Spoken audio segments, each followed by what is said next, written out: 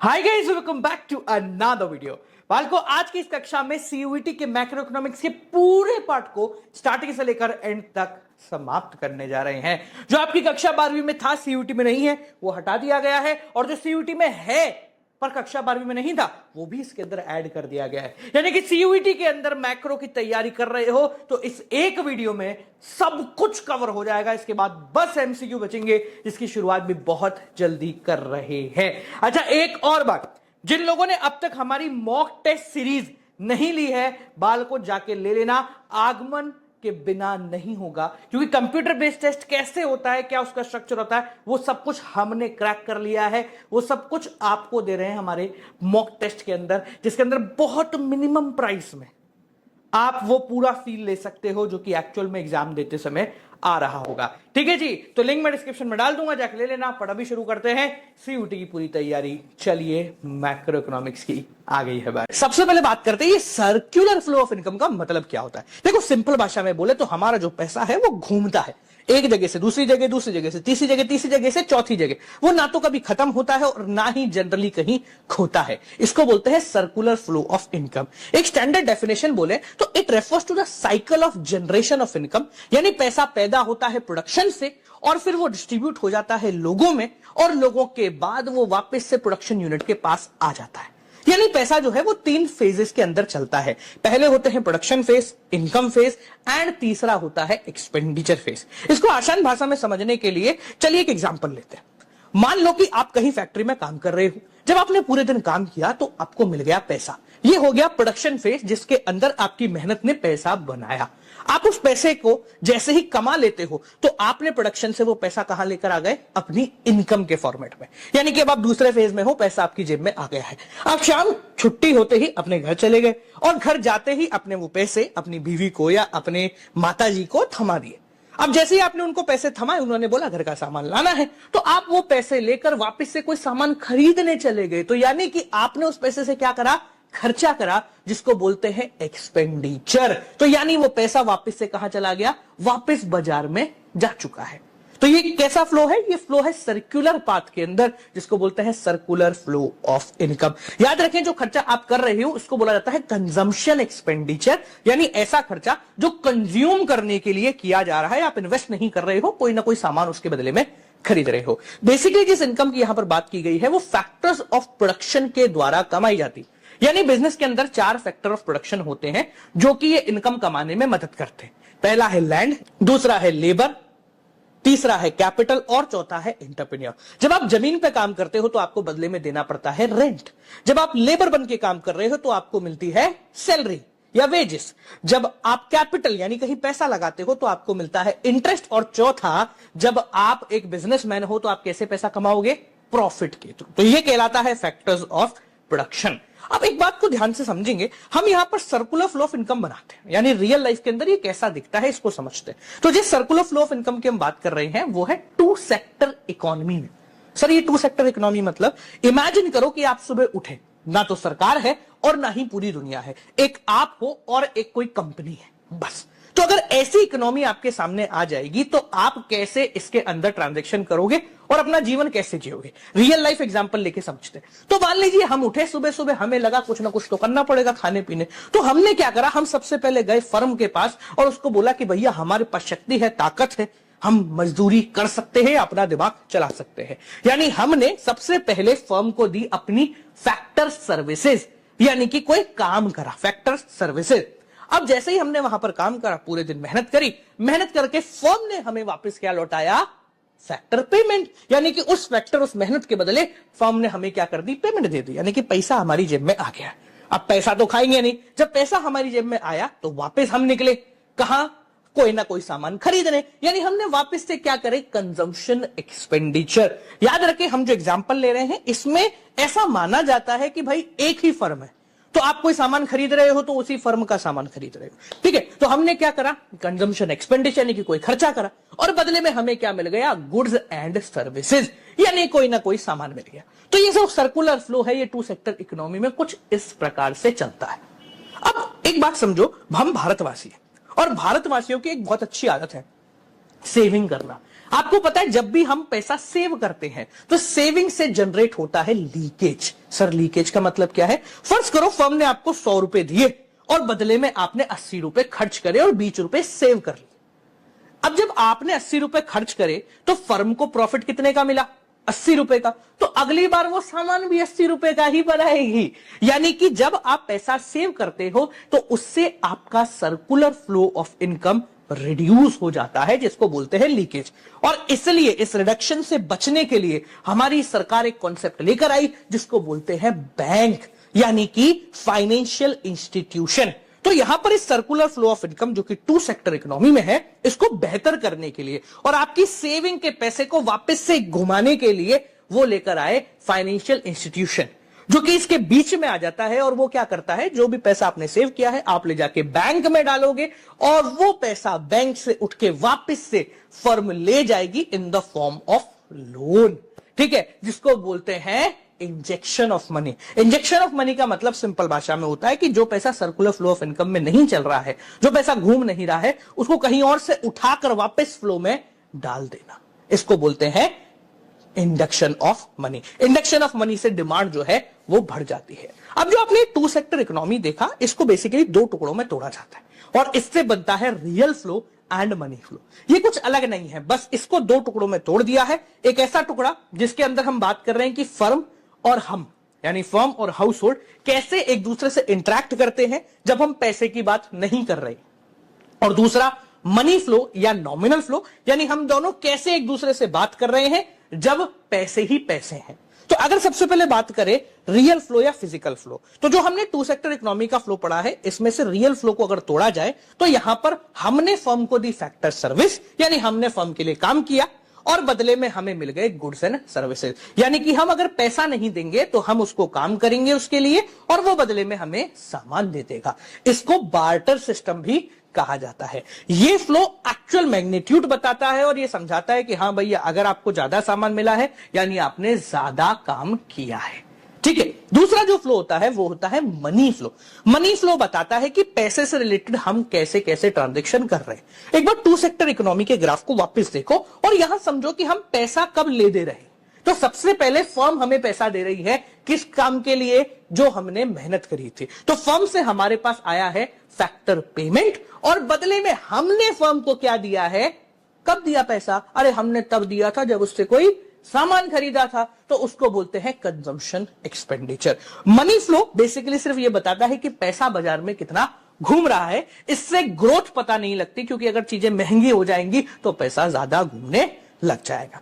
इस चैप्टर के अंदर एक पॉइंट और है जिससे रिलेटेड क्वेश्चन आपके बन जाता है, जो कि है स्टॉक एंड फ्लो। 1 नंबर का एमसीक्यू यहां से जरूर बनता है, तो दोनों के डिफरेंस समझ लीजिए। स्टॉक का मतलब होता है कि एक पर्टिकुलर पॉइंट ऑफ टाइम पे आपके पास कितना सामान पड़ा हुआ है। जैसे हम बात कर रहे हैं हमारी हेल्थ बुक की, तो अभी जब मैं ये वीडियो शूट कर रहा हूं तो मेरे पास ज्यादा नहीं बची है, मात्र 200 हेल्थ बुक्स अवेलेबल हैं। तो ये हो गया स्टॉक कि eight a particular point of time हमारे पास कितना अनसोल्ड गुड पड़ा है।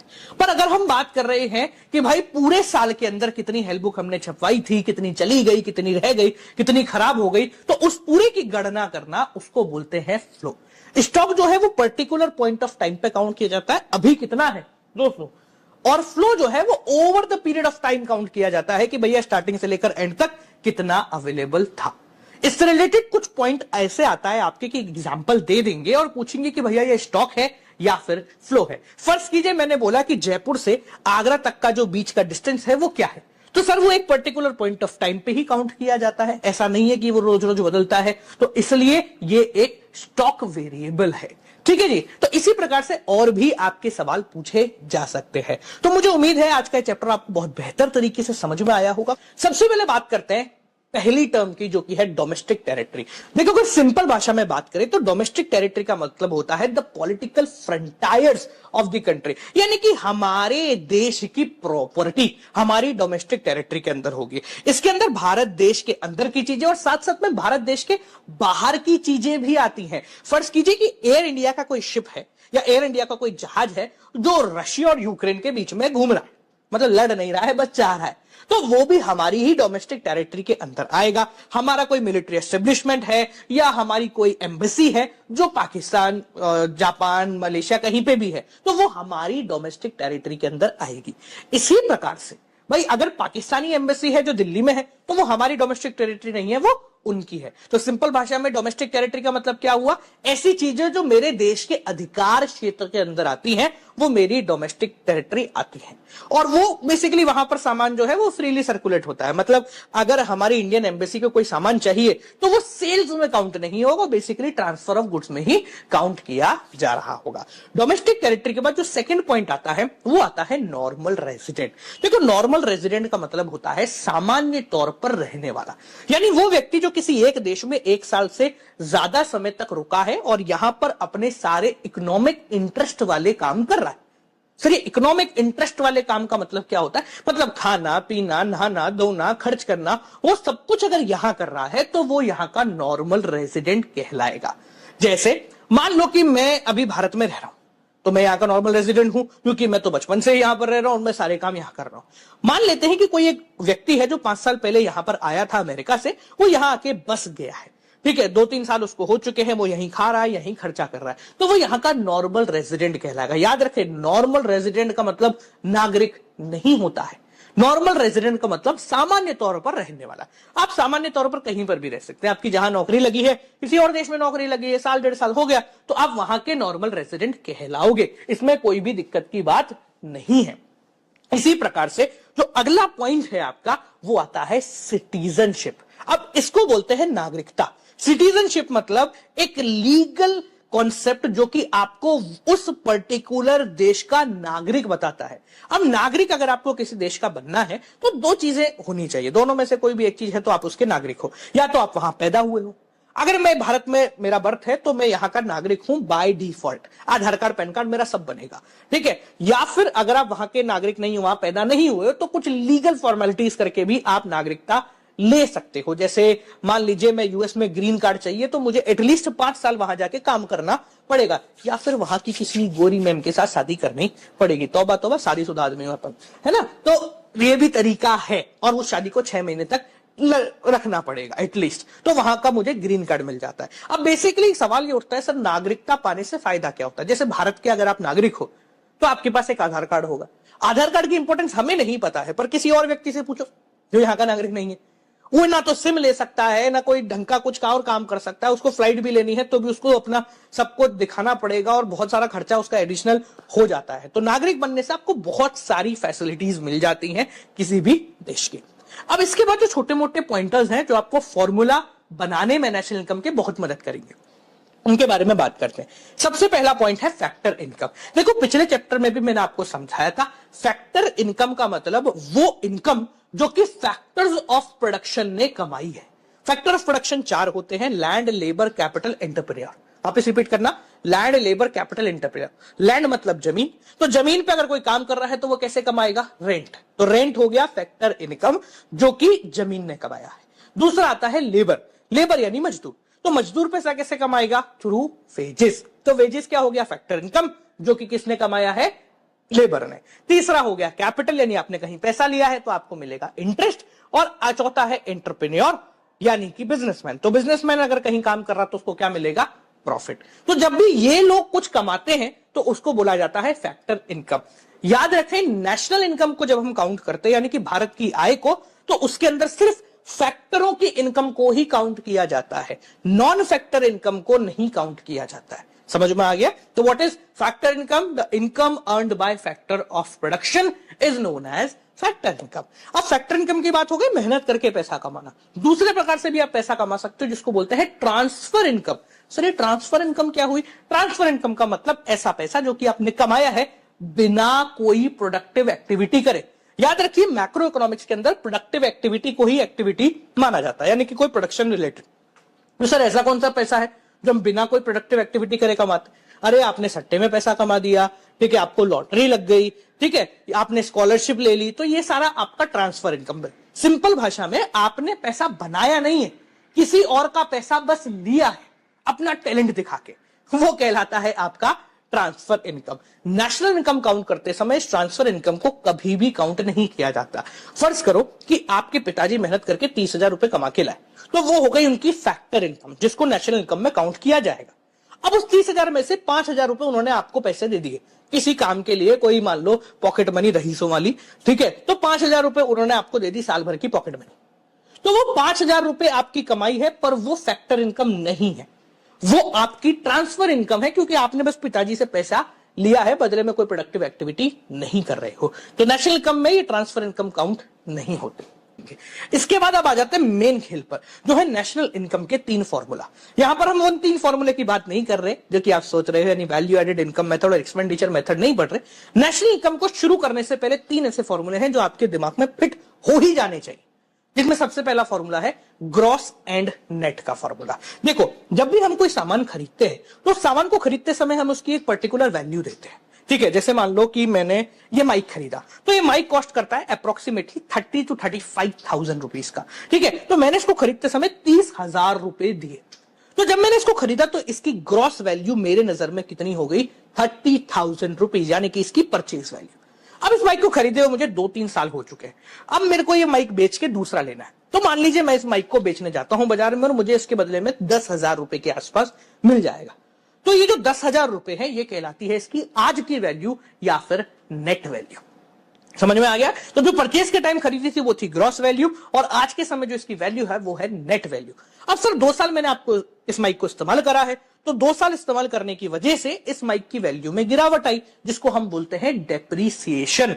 अब ये जो डेप्रिसिएशन है इसको 2-3 नामों से और जाना जाता है, जैसे current replacement cost of fix capital, capital consumption allowance, और भी 1-2 नाम है। अब हमने क्या समझा कि जो नेट वैल्यू है वो कैसे आई? हमारी जो ग्रॉस वैल्यू जो परचेस करते समय वैल्यू थी उसमें से जब हमने डेप्रिसिएशन को हटाया तो हमारे पास क्या आ गया? Net value. ये बहुत इंपॉर्टेंट फॉर्मूला है जो आपको याद रखना है। मैं वापस रिपीट करता हूं, gross value minus depreciation is equal to net value. और अगर मुझे नेट वैल्यू से ग्रॉस वैल्यू पे जाना है तो net plus depreciation is equal to gross value. इसके बाद जो दूसरा फॉर्मूला आता है वो आता है एनआईटी का, नेट इनडायरेक्ट टैक्स। अब एक बात को ध्यान से समझना, अगर एक सामान बाजार में 10 रुपए का बन रहा है तो वो बाजार में 12-15 रुपए का बिकेगा। आप बोलोगे सर सही बात है, बीच में 2-5 रुपए तो बनाने वाले का प्रॉफिट होता है, तो यहां पर हम बोलेंगे गलत जवाब। जब भी हम किसी सामान को बनाते हैं तो उसकी कॉस्ट के अंदर हम बनाने वाले का प्रॉफिट भी काउंट करते हैं। आपने देखा होगा ना, factors of production, land, labour, capital, entrepreneur, तो जो चौथा फैक्टर ऑफ प्रोडक्शन है उसका प्रॉफिट हम ऑलरेडी काउंट कर चुके हैं। तो अगर मैं आपको बोलूं किसी सामान को बनाने का खर्चा, तो उसको बोलते हैं फैक्टर कॉस्ट, यानी कि वो सारा खर्चा जो सामान को बनाने में लगा इंक्लूडिंग प्रॉफिट। तो अगर मैं बोल रहा हूं कि कोई सामान 10 में बना है, इसका मतलब वो प्रॉफिट भी उसमें काउंटेड है। पर अगर वो बाजार में बिक रहा है 12 रुपए में, तो बीच के 2 रुपए कहां गए? तो बीच के 2 रुपए एक ऐसा व्यक्ति लेता है जो हर चीज में पैसा देता है, वो है हमारी सरकार, और वो लेती है हमसे इनडायरेक्ट टैक्स जैसे जीएसटी। तो अगर कोई सामान 10 में बना है, 12 में बिका है, तो बीच के जो 2 रुपए हैं वो कहलाते हैं net indirect tax. Sir net मतलब अगर सरकार कोई दिलदार हो गई और उसने हमें कोई सब्सिडी, कोई छूट दे दी है, तो वो माइनस हो जाता है। तो what is net indirect tax? Indirect tax minus subsidy, ठीक है जी। और जिस पे वो बिक रहा है यानी वो 12 रुपए, वो कहलाते हैं आपके मार्केट प्राइस। तो यहां से दूसरा फॉर्मूला जनरेट हुआ कि फैक्टर कॉस्ट में अगर एनआईटी, नेट इनडायरेक्ट टैक्स को जोड़ा तो आ गया हमारे पास मार्केट प्राइस, और अगर मार्केट प्राइस में से इनडायरेक्ट टैक्स को हटा दिया तो आ गया हमारे पास फैक्टर कॉस्ट, ठीक है जी। अब बात करते हैं तीसरे फॉर्मूले की जो बहुत इंपॉर्टेंट है, वो है net factor income from abroad. Simple भाषा में बोले तो वो पैसा जो हमारे लोग बाहर से कमा के लाए हैं। देखो मान के चलो अगर भारत की हम बात करें, यहां 100 लोग रहते हैं, तो 100 में से 2-5 तो ऐसे होंगे ना जो बाहर के होंगे, मतलब वो पैसा कमा के बाहर बेच देते होंगे। और दुनिया में भी ऐसे कई सारे लोग होंगे जो बाहर से पैसा कमा के भारत के अंदर लाते होंगे। तो इनके पैसों के बीच का जो सम निकलता है उसको बोलते हैं net factor income from abroad. फॉर्मूले की बात करें तो factor income received from abroad, यानी बाहर के लोग जो भारत के अंदर लेके आए, इसमें से माइनस कर दो जो यहां के लोग भारत में लेके चले गए, ठीक है, भारत से लेके चले गए। अब इन दोनों के बीच का जो डिफरेंस है वो कैसे काम आता है ध्यान से समझना।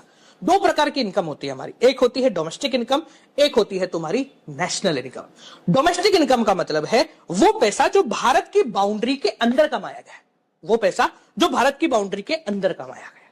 और नेशनल इनकम का मतलब है वो पैसा जो भारत के लोगों ने कमाया।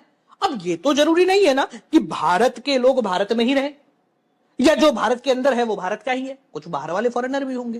तो यहां पर तीसरा फॉर्मूला आपका जनरेट होता है कि अगर आपको डोमेस्टिक इनकम पता है, भारत के अंदर कमाई हुई पैसा पता है, तो इसमें आप ऐड कर दीजिए NFIA, net factor income from abroad, यानी जो बाहर के लोग हैं उनका पैसा हटा के बाहर वाले इंडियंस का पैसा जोड़ दीजिए, तो क्या आ जाएगा आपका नेशनल इनकम। और अगर आपको नेशनल इनकम पता है तो उसमें से NFIA को माइनस कर दीजिए, आप पहुंच जाएंगे डोमेस्टिक इनकम के ऊपर।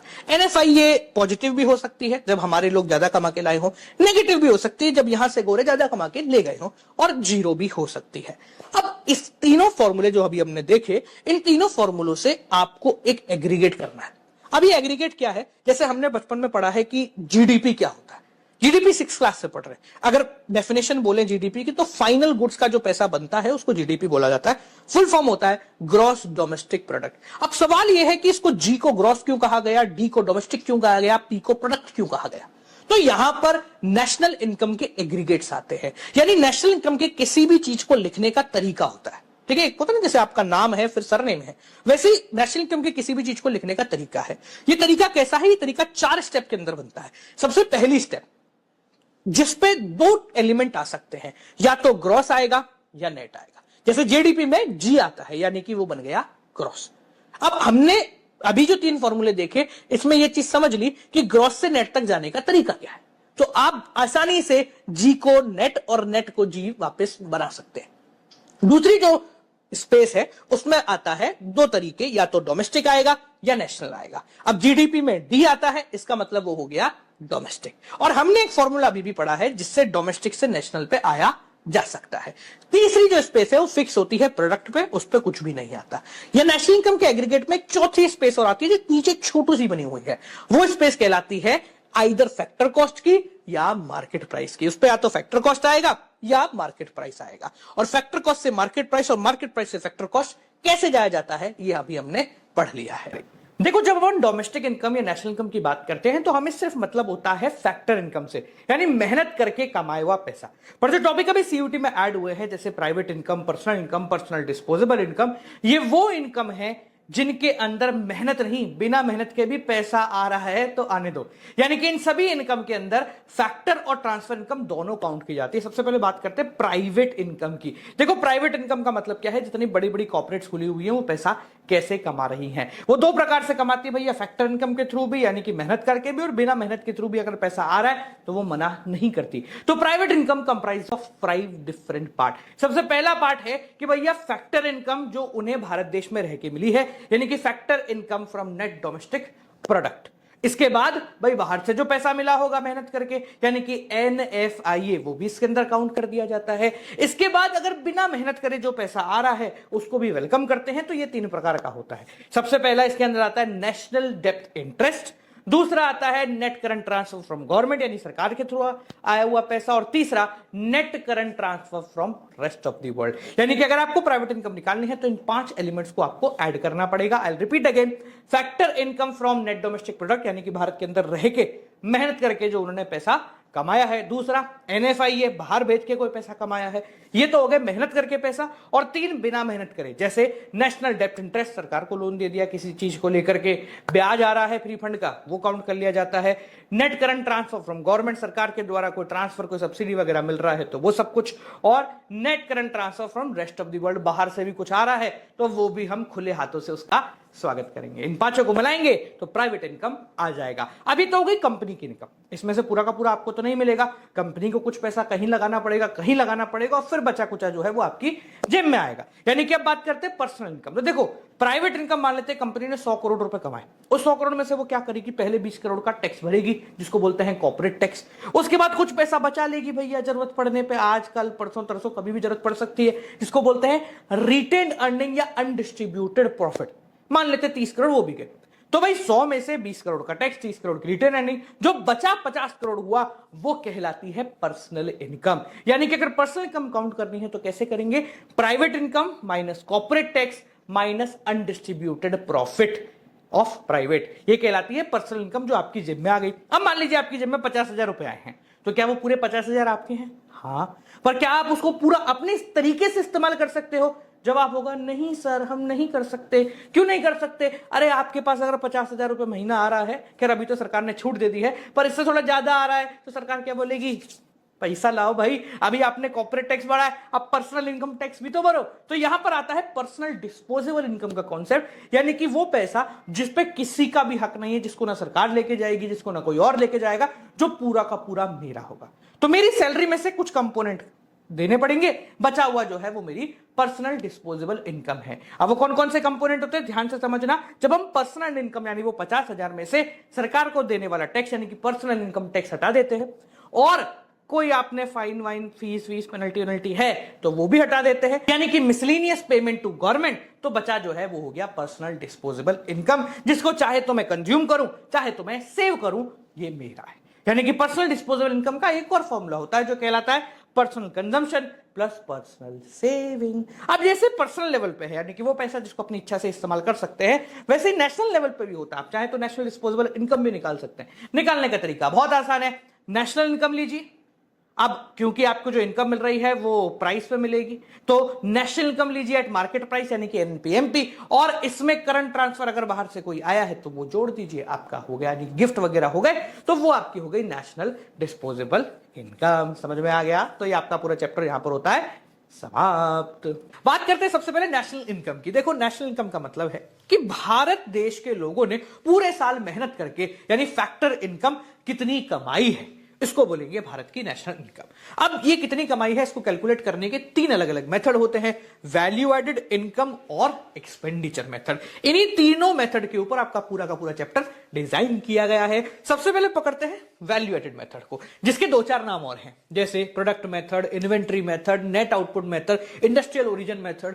आपको सब कुछ याद नहीं रखना है, आप बस इतना याद रखिए कि हम जो पढ़ रहे हैं वो है वैल्यू एडेड मेथड। अब वैल्यू एडेड मेथड के थ्रू नेशनल इनकम कैसे निकालते हैं, ये बहुत आसान है। वैल्यू एडेड का मतलब होता है कि आपने कितनी मेहनत करी। फर्ज कीजिए आप एक दुकानदार हैं, आप होलसेलर के पास गए और आपने कहा कि मेरी पेनों की दुकान है, मुझे पेन बेचने हैं, तो मुझे 200 पेन दे दो। अब वो आपको पेन एमआरपी पे नहीं देगा, थोड़ा कम में देगा। तो मान लीजिए 10 का पेन उसने आपको 8 रुपए में दे दिया। आप वो पेन लेकर आए, अपनी दुकान में सजाए, और सजाने के बाद जब कस्टमर आया तो आपने उस कस्टमर को वो पेन 10 रुपए में दे दिया।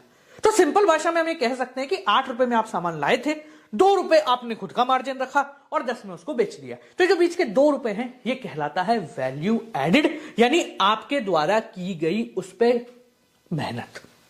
अब जो ये वैल्यू एडेड है ये कैसे हमने कैलकुलेट किया? वैल्यू ऑफ आउटपुट यानी कि sales price minus intermediate consumption, यानी कि मैं उसको कितने में खरीद के लाया था। तो नेशनल इनकम कहता है कि बस ये बीच की जो चीज है इससे ही हम लोग नेशनल इनकम कैलकुलेट कर लेंगे। अब क्योंकि हम कक्षा 12वीं के अंदर हैं तो डायरेक्टली कभी कभी वैल्यू ऑफ आउटपुट गिवन नहीं होता है, तो इनकेस अगर आपको वैल्यू ऑफ आउटपुट नहीं गिवन है, यानी कि आपने कितने बेचा है ये नहीं गिवन है, तो इसको ढूंढा जा सकता है। कैसे ढूंढते हैं? Value of output is equal to sales plus change in stock, यानी कि जितना बेचा वो देख लो और जो नहीं बिक पाया वो देख लो। तो अगर हम बोले कि हमें इस मेथड से नेशनल इनकम निकालनी है तो हमें सिंपल ये करना है कि हर लेवल पे कितनी वैल्यू ऐड हुई है ये पता करना। जैसे मैंने एक सामान बनाया, मैं मैन्युफैक्चरर हूं तो मैंने होलसेलर को बेचा होगा, बीच में खुद का कमीशन रखा होगा। अगर मैं होलसेलर हूं तो होलसेलर से रिटेलर के पास गया होगा, उसने खुद का कमीशन रखा होगा। रिटेलर से कस्टमर के पास गया होगा, उसने खुद का कमीशन रखा होगा। तो जब इन तीन लोगों के कमीशन को या वैल्यू एडेड को जोड़ देते हैं तो हमें मिल जाता है gross domestic product at market price, यानी जीडीपीएनपी। अगर आपको नेशनल इनकम कैलकुलेट करनी है तो नेशनल इनकम होती है एनएनपीएफसी। क्या होती है? एनएनपीएफसी। अब जीडीपीएमपी से एनएनपीएफसी तक कैसे पहुंचा जाता है ये हम पिछले चैप्टर में ऑल्दो डिस्कस कर चुके हैं, पर अगर आपको याद नहीं तो चलिए मैं बता देता हूं। जीडीपीएमपी से एनएनपीएफसी, तो जी से गए एन पे यानी ग्रॉस से गए नेट पे, माइनस करना पड़ेगा डेप्रिसिएशन। सेकंड आता है डी यानी डोमेस्टिक से हमें जाना है नेशनल पे, तो हमें ऐड करना पड़ेगा net factor income from abroad. और तीसरा है एमपी से एफसी यानी मार्केट प्राइस से फैक्टर कॉस्ट, जिसके लिए हमें एनआईटी को सिंपल भाषा में कर देना है माइनस। बस आ गया आपका नेशनल इनकम। तो पहले मेथड के बाद दूसरा मेथड है इनकम मेथड, जो कहता है कि भैया ऐसे नहीं होगा सारा का सारा काम। अच्छा, यहां पर एक पॉइंट और आता है जो कहता है प्रॉब्लम ऑफ डबल काउंटिंग। अब प्रॉब्लम ऑफ डबल काउंटिंग बहुत सिंपल है, ऐसा डरने की जरूरत नहीं है। प्रॉब्लम ऑफ डबल काउंटिंग कहती है कि भैया तुम है ना एक ही चीज को बार बार कैलकुलेट मत करो। तो इससे बचने का सिंपल तरीका है कि भैया सबके कमीशनों को जोड़ के नेशनल इनकम निकाल दो, किसी की भी एमआरपी मत लीजिए, या फिर अगर एमआरपी ले रहे हैं तो सिर्फ एमआरपी लीजिए, किसी के भी कमीशन को मत काउंट कीजिए। ठीक है। सेकंड मेथड है इनकम मेथड, जो कहता है कि लोगों की कमाई से भी नेशनल इनकम निकाली जा सकती है। इसको डिस्ट्रीब्यूटिव शेयर मेथड या फैक्टर पेमेंट मेथड भी कहते हैं। अब इसके थ्रू जब हम नेशनल इनकम निकालते हैं तो लोग कैसे कमाएंगे? भाई 4-5-6 तरीके ही हैं कमाने के। सबसे पहला, आप किसी के यहां काम कर रहे हो तो आपको मिलेगा कंपनसेशन, जो कि पहला एलिमेंट है कंपनसेशन ऑफ एम्प्लॉइज। अब कंपनसेशन आपको किसी भी तरीके से मिल सकता है, कैश में सैलरी मिल जाए, काइंड में आपके मोबाइल का बिल फ्री हो जाए, आने जाने का खर्चा हो जाए, या फिर आपके द्वारा कोई पैसा इन्वेस्ट कर दिया जाए थ्रू एम्प्लॉय, यानी कि employer contribution to social security scheme, यानी पीएफ वगैरह में पैसा इन्वेस्ट कर देना। तो ये सब आपकी सैलरी का ही पार्ट है। इसके अलावा पैसे कमाने के और भी कई सारी तरीके हैं। जैसे अगर मेरी कोई जमीन है तो मैंने उसको रेंट पे दे दिया, वहां से भी पैसा आता है। अगर मैंने कुछ बनाया है, अपनी बेहतरीन से ये हेल्प बुक बनाई है, तो मैं इसको बेच के रॉयल्टी का भी पैसा कमा सकता हूं कि तुम लोग बेचो, मैंने तो बस बना दिया, मुझे 10% कमीशन दे देना। तीसरा तरीका होता है कि मैंने किसी को लोन दिया और वहां से मुझे इंटरेस्ट मिल रहा है, वो भी पैसा कमाने का तरीका है। चौथा तरीका हो गया प्रॉफिट। मैं कहीं बिजनेस कर रहा हूं तो मैंने प्रॉफिट भी एक कमाने का सोर्स रखा है। अच्छा, प्रॉफिट के भी 3 टुकड़े होते हैं। जब वो कंपनी को प्रॉफिट होता है वो 3 तरीकों को जोड़ के होता है। पहला कॉर्पोरेट टैक्स, दूसरा डिविडेंड, और तीसरा रिटेन्ड अर्निंग यानी कि सेविंग। तो अगर आपको इनकेस प्रॉफिट नहीं मिलता है तो हम इन तीनों को जोड़कर भी प्रॉफिट निकाल सकते हैं। और पांचवा और अंतिम तरीका आता है कि भैया कुछ नहीं मिला तो चलो ठेले वाले की भी कमाई काउंट कर लो, यानी कि मिक्स्ड इनकम। वो लोग जिनकी इनकम को हम अकाउंट नहीं कर पा रहे हैं, वो छोटी छोटी इनकम्स को कहते हैं मिक्स्ड इनकम। तो अगर इस मेथड के थ्रू आपको नेशनल इनकम कैलकुलेट करनी है तो क्या हो गया? 5 चीजें, compensation to employees, rent and royalty, interest, profit और मिक्स्ड इनकम। इन पांचों को जोड़ दीजिए, आप पहुंच जाएंगे एनडीपीएफसी पे। कहां पहुंच जाएंगे? एनडीपीएफसी पे। अब नेशनल इनकम कैसे निकालते हैं? अरे भैया एनएनपीएससी। तो एनडीपीएफसी से एनएनपीएससी तक पहुंचने के लिए बस डोमेस्टिक से नेशनल पे पहुंचना है, और उसके लिए आपको एनएफआईए को ऐड करना है। आपका काम समाप्त हो गया।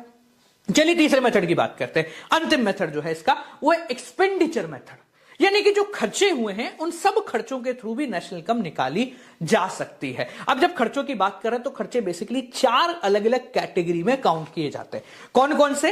पहला, प्राइवेट फाइनल कंजम्पशन एक्सपेंडिचर, यानी वो खर्चा जो प्राइवेट यानी हम लोगों ने किया है फाइनल गुड्स एंड सर्विसेज, मतलब खाने पीने के लिए, खाने पीने इन द शॉर्ट कंज्यूम करने के लिए। तो पहला जो खर्चा हो गया, हमने वो जो खर्चा किया है ऑन फाइनल गुड्स। ठीक है। दूसरे प्रकार का खर्चा होता है कि सरकार ने कोई फाइनल कंजम्पशन एक्सपेंडिचर पे खर्चा किया, यानी सरकार ने कोई एडमिनिस्ट्रेशन वगैरह पे खर्चा किया जिससे उसको कुछ भी नहीं मिला। तीसरे प्रकार का खर्चा होता है एसेट बनाने के लिए, जिसको हम बोलते हैं gross domestic capital formation. Gross मतलब डेप्रिसिएशन अभी नहीं हटा है इसमें से, डोमेस्टिक मतलब भारत देश के अंदर, कैपिटल फॉर्मेशन मतलब एसेट बनाने के लिए। तो अब एसेट 2 प्रकार के हो सकते हैं ना यार, फिक्स्ड और करंट।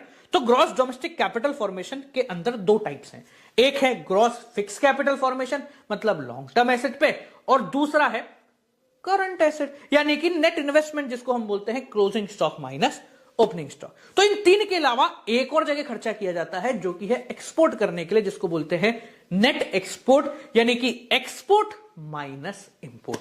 तो जब इन चारों चीजों को जोड़ देते हैं, private final consumption expenditure, gross domestic capital formation और गवर्नमेंट फाइनल कंजम्पशन एक्सपेंडिचर और नेट एक्सपोर्ट, तो हमें मिल जाता है अगेन जीडीपीएमपी, जहां से नेशनल इनकम पहुंचना बहुत ज्यादा दूर नहीं है, यानी कि एनएनपीएससी तक। तो कैसे पहुंचेंगे?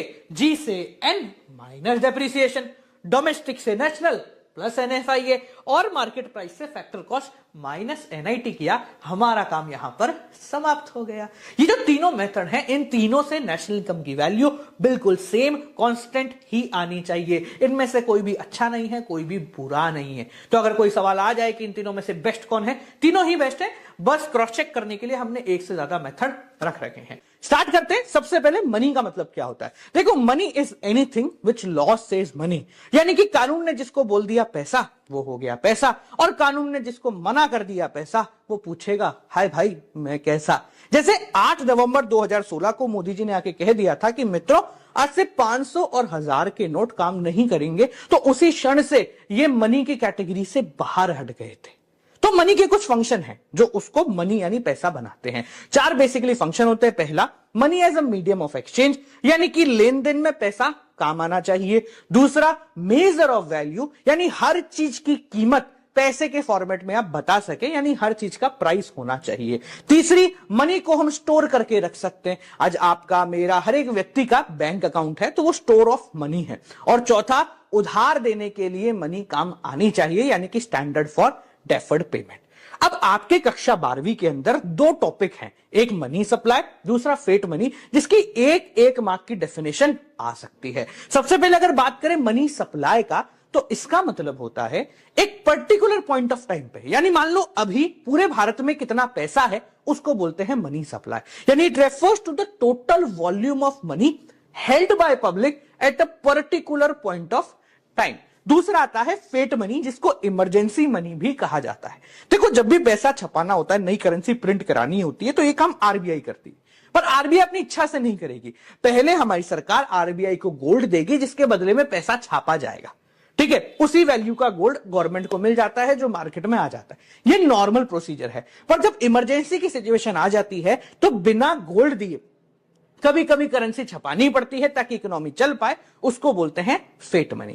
अभी जो पैसा है ये सर्कुलेट होता है भारत में हमारे बैंकिंग सिस्टम से। हमारे 2 प्रकार के बैंक्स की कैटेगरी है, पहला कमर्शियल बैंक, दूसरा सेंट्रल बैंक। अगर सबसे पहले बात करें कमर्शियल बैंक, तो कमर्शियल बैंक वो बैंक होते हैं जिससे आप और हम इंटरेक्ट करते हैं, यानी जो आपका और मेरा पैसा एक्सेप्ट करते हैं, बदले में लोन देते हैं, बीच में से थोड़ा सा पैसा मार लेते हैं, यानी कि बीच में से थोड़ा सा प्रॉफिट मार लेते हैं, वो है सेंट्रल बैंक। जैसे SBI, PNB, Canara bank, bank of India, HDFC bank, ये सारे के सारे वही हैं जिनका सिंपल काम है आपसे पैसा लेना, 4% ब्याज आपको देना, और वो पैसा कहीं लोन पे लगा देना, जिससे थोड़ा ज्यादा ब्याज लेना और बीच में अपना मार्जिन रख लेना।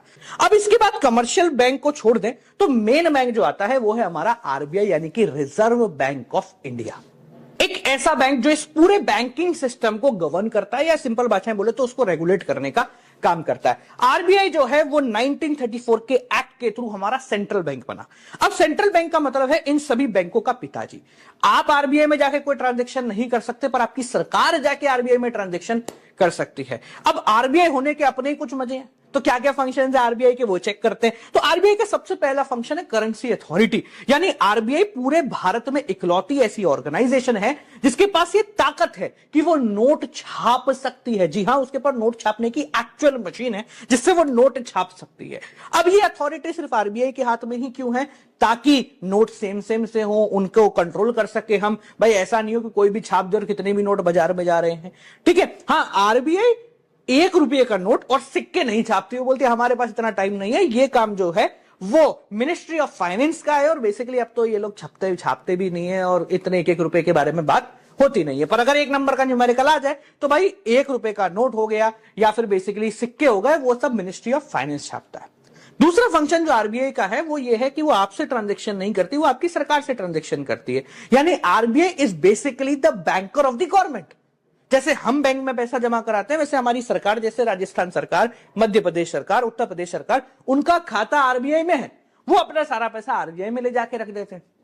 तो जो काम हम अपने बैंक के साथ करते हैं, सेम काम हमारी सरकार जो है वो आरबीआई के साथ ट्रांजैक्शन करती है। इतना ही नहीं, जैसे आपका बैंक है एसबीआई, एसबीआई का बैंक कौन सा है? तो एसबीआई का जो बैंक है वो है आरबीआई। पीएनबी का बैंक जो है वो है आरबीआई। यानी कि सारे बैंक भी अपना खाता आरबीआई के अंदर खुला के रखते हैं, क्योंकि वो पिताजी है, उसके पास चंदा चढ़ाना जरूरी है ना, तो इसलिए ये बहुत इंपॉर्टेंट है। अब ये जो चंदा चढ़ाते हैं, ये कैसे चढ़ाते हैं समझना। अपन ने अभी एक पीछे एग्जांपल लिया जिसमें बोला कि अगर 1000 रुपए आपने बैंक में डिपॉजिट कराए हैं तो उन 1000 रुपए में से 800 रुपए, एक एवरेज पकड़ते हैं, बैंक लोन पे दे देगा, और बाकी जो 200 रुपए हैं वो एलआरआर, लीगल रिजर्व रिक्वायरमेंट के फॉर्मेट में अपनी जेब में रख लेगा। अब ये एलआरआर के भी 2 टुकड़े कर देते हैं, एक होता है सीएलआर, एक होता है सीआरआर, एक होता है एसएलआर। सीएलआर का मतलब होता है कैश रिजर्व रेशो और एसएलआर का मतलब होता है स्टैट्यूटरी लिक्विडिटी रेशो। अब मेरी बात ध्यान से समझना, ये जो 200 रुपए है इसके 2 टुकड़े हुए, मान लेते हैं 80 और 120। तो ये जो 80 रुपए है सीआरआर के फॉर्मेट में, ये उठा के पहले ही दिन हमारा बैंक आरबीआई में जमा करा देता, पिताजी चंदा रख लो।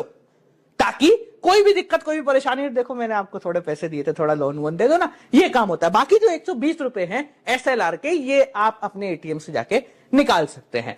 ठीक है, तो यहां पर आरबीआई के पास सारे बैंक का कैश रिजर्व पड़ा रहता है, ताकि in case of emergency RBI उनको वो चीज वापस अलॉट करे, या कोई भी दिक्कत होती है तो आरबीआई बीच में आके सॉर्ट कर दे।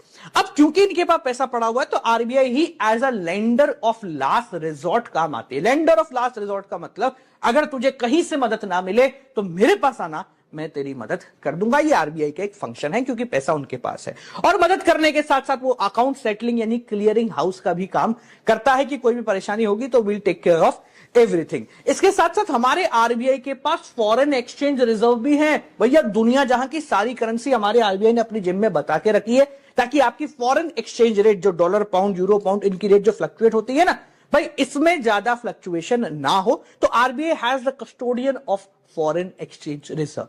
ये तो बहुत छोटे से काम हो गए। नहीं, हमारा आरबीआई सेंट्रल बैंक है, तो एक बहुत इंपॉर्टेंट काम है जो सेंट्रल बैंक करता है, वो है controller of money supply and credit. यानी कि आरबीआई के पास ये शक्ति है, ये क्षमता है कि वो बाजार में कितना पैसा घूम रहा है या कितना उधार लोगों को दिया जा रहा है, इसको पूरी तरीके से कंट्रोल कर ले। अब वो कंट्रोल करता कैसा है? कंट्रोल करने के लिए उसके पास दो अलग अलग इंस्ट्रूमेंट है। एक कहलाता है क्वालिटेटिव इंस्ट्रूमेंट, एक कहलाता है क्वांटिटेटिव इंस्ट्रूमेंट। देखो, क्वांटिटेटिव इंस्ट्रूमेंट का मतलब होता है ये ऐसी चीजें हैं, ऐसे जुगाड़ हैं जिनको आरबीआई यूज करके बाजार से पैसा खींच लेता है या बाजार में पैसा डाल देता है, क्वांटिटी कम ज्यादा कर रहा है। क्वालिटेटिव इंस्ट्रूमेंट वो इंस्ट्रूमेंट होते हैं जिसमें आरबीआई बोलता है नहीं नहीं तेरे पास नहीं, तेरे पास चला जाएगा, यानी कि सिर्फ डायरेक्शन बदलने का कार्य करता है। तो सबसे पहले पकड़ते कैसे पैसा खींचेगा और कैसे पैसा छोड़ेगा, यानी कि क्वांटिटेटिव इंस्ट्रूमेंट कैसे आरबीआई इस्तेमाल करता है। इनमें सबसे पहले आता है बैंक रेट। देखो सिंपल सी बात को समझ लेना, आपको लोन चाहिए, आप किसके पास जाओगे? बैंकों के पास। बैंकों को लोन चाहिए तो वो किसके पास जाएंगे? वो जाएंगे बेसिकली आरबीआई के पास। तो आरबीआई जब कमर्शियल बैंक को लोन देती है तो बदले में कुछ इंटरेस्ट चार्ज करेगी, उस इंटरेस्ट को बोलते हैं बैंक रेट। अगर लॉन्ग टर्म के लिए 15-20 साल के लिए लोन दिया गया है तो बैंक रेट कहेंगे। अगर बहुत कम समय के लिए, बस मेरे को हफ्ते 10 दिन के लिए लोन चाहिए, बहुत कम समय के लिए लोन चाहिए, तो फिर उसको रेपो रेट बोल देते हैं। तो बैंक रेट का मतलब, जब कमर्शियल बैंक आरबीआई से लॉन्ग टर्म के लिए लोन लेती है तो उसको ब्याज देना पड़ता है, वो होता है बैंक रेट। अब मान के चलो कि आरबीआई ने बोला कि भैया मैं तुमसे 10% ब्याज लूंगी कमर्शियल बैंक से, तो कमर्शियल बैंक वो पैसा जब आपको लोन पे चढ़ाएंगे तो 14-15% तो लेंगे। तो यहां पर आरबीआई के पास ताकत है, उसको जैसे ही लगता है कि भाई बहुत ज्यादा लोन जा रहा है, वो कहता है नहीं भाई मैं तो इंटरेस्ट अब 12% लूंगा। तो जब वो 12% इंटरेस्ट लेता है तो ऑटोमेटिकली आपको भी ज्यादा इंटरेस्ट देना पड़ता है और आप लोन नहीं लेते हो। और जब लगता है कि लोन नहीं दिया जा रहा है तो आरबीआई बोलते चलो ठीक है मैं इंटरेस्ट रेट कम कर देते हैं। सेकंड जो इंस्ट्रूमेंट है वो है ओपन मार्केट ऑपरेशन यानी ओएमओ। अब ओपन मार्केट ऑपरेशन का मतलब क्या है, ध्यान से समझना। आरबीआई के पास ये ताकत है कि वो गवर्नमेंट की सिक्योरिटीज को बेच और खरीद सकती है या लेंड कर सकती है ताकि पैसा कम ज्यादा करे, जैसे गवर्नमेंट के ट्रेजरी बिल्स, बॉन्ड्स वगैरह। तो आरबीआई को अगर लगता है कि भैया बाजार में बहुत ज्यादा पैसा घूम रहा है, चलो कोई दिक्कत नहीं, सरकारी ट्रेजरी बिल्स या सरकारी बॉन्ड्स किसी को खरीदने क्या। अब सरकारी बॉन्ड पे फायदा है कि रिटर्न भी अच्छा मिलेगा, लॉस भी ज्यादा होने के चांसेस नहीं है, सिक्योरिटी है, तो सब बोलते हैं लाओ हमें दे दो हमें दे दो। तो जैसे ही आपने उनको दिया वैसे उनका सारा पैसा, मान लो 100 करोड़ के है तो 100 करोड़ के आपने इशू कर दिए, वो 100 करोड़ रुपए आरबीआई ने अपनी जेब में रखे और चुपचाप पेटी बांध के घर चले गए। तो वो पैसा मार्केट से खत्म हो गया। और जैसे उसको लगता है कि पैसा मार्केट में नहीं है तो वो बोलते ठीक है मैंने जो बॉन्ड दिए थे ना 2% ज्यादा के ब्याज पे कौन बेचना चाहता है, सब बेच देते हैं, पैसा वापस बाजार में आ गया। तीसरा जो तरीका होता है वो होता है अपना कॉमन एलआरआर, जो भी अपन ने पढ़ा था। अपन ने ऑलरेडी देख लिया कि अगर एलआरआर की रेट ज्यादा होती है यानी कि बैंक सारा पैसा खुद के पास रख लेंगे तो पैसा नहीं बना पाएंगे, तो मार्केट में पैसा कम हो जाएगा। और अगर एलआरआर की रेट कम है तो बैंक बहुत ज्यादा पैसा बना पाएंगे। इसके लिए 8 नवंबर 2016 को जब मोदी जी आए थे ना, उन्होंने बोला 500 1000 के नोट बंद हो जाएंगे। तो यहां पर बहुत इंपॉर्टेंटली सारे बैंक्स को यह डायरेक्शन दिया गया था कि भैया आप सब अपने एसएलआर को 100% कर लो, यानी कि आपने जितना भी लोन, जितना भी आपके पास डिपॉजिट आया वो सब आपकी जेब में होना चाहिए, आप लोन नहीं दोगे, ठीक है। तो ये काम आरबीआई कर सकती है। इसके अलावा दूसरे इंस्ट्रूमेंट आता है क्वालिटेटिव इंस्ट्रूमेंट, जो सिर्फ डायरेक्शन बदलने का काम करते हैं। अरे यहां मत दो, यहां दे दो, एग्रीकल्चर में मत दो, दूसरे सेक्टर में लोन दे दो। 3 इंस्ट्रूमेंट होते हैं। सबसे पहला है मार्जिन रिक्वायरमेंट। मार्जिन रिक्वायरमेंट का मतलब क्या है कि मान लो कि आप 10 लाख रुपए की बिल्डिंग को रख के लोन लेना चाहते हो, आपको कितने का लोन मिलेगा? 8 लाख का, 7 लाख का।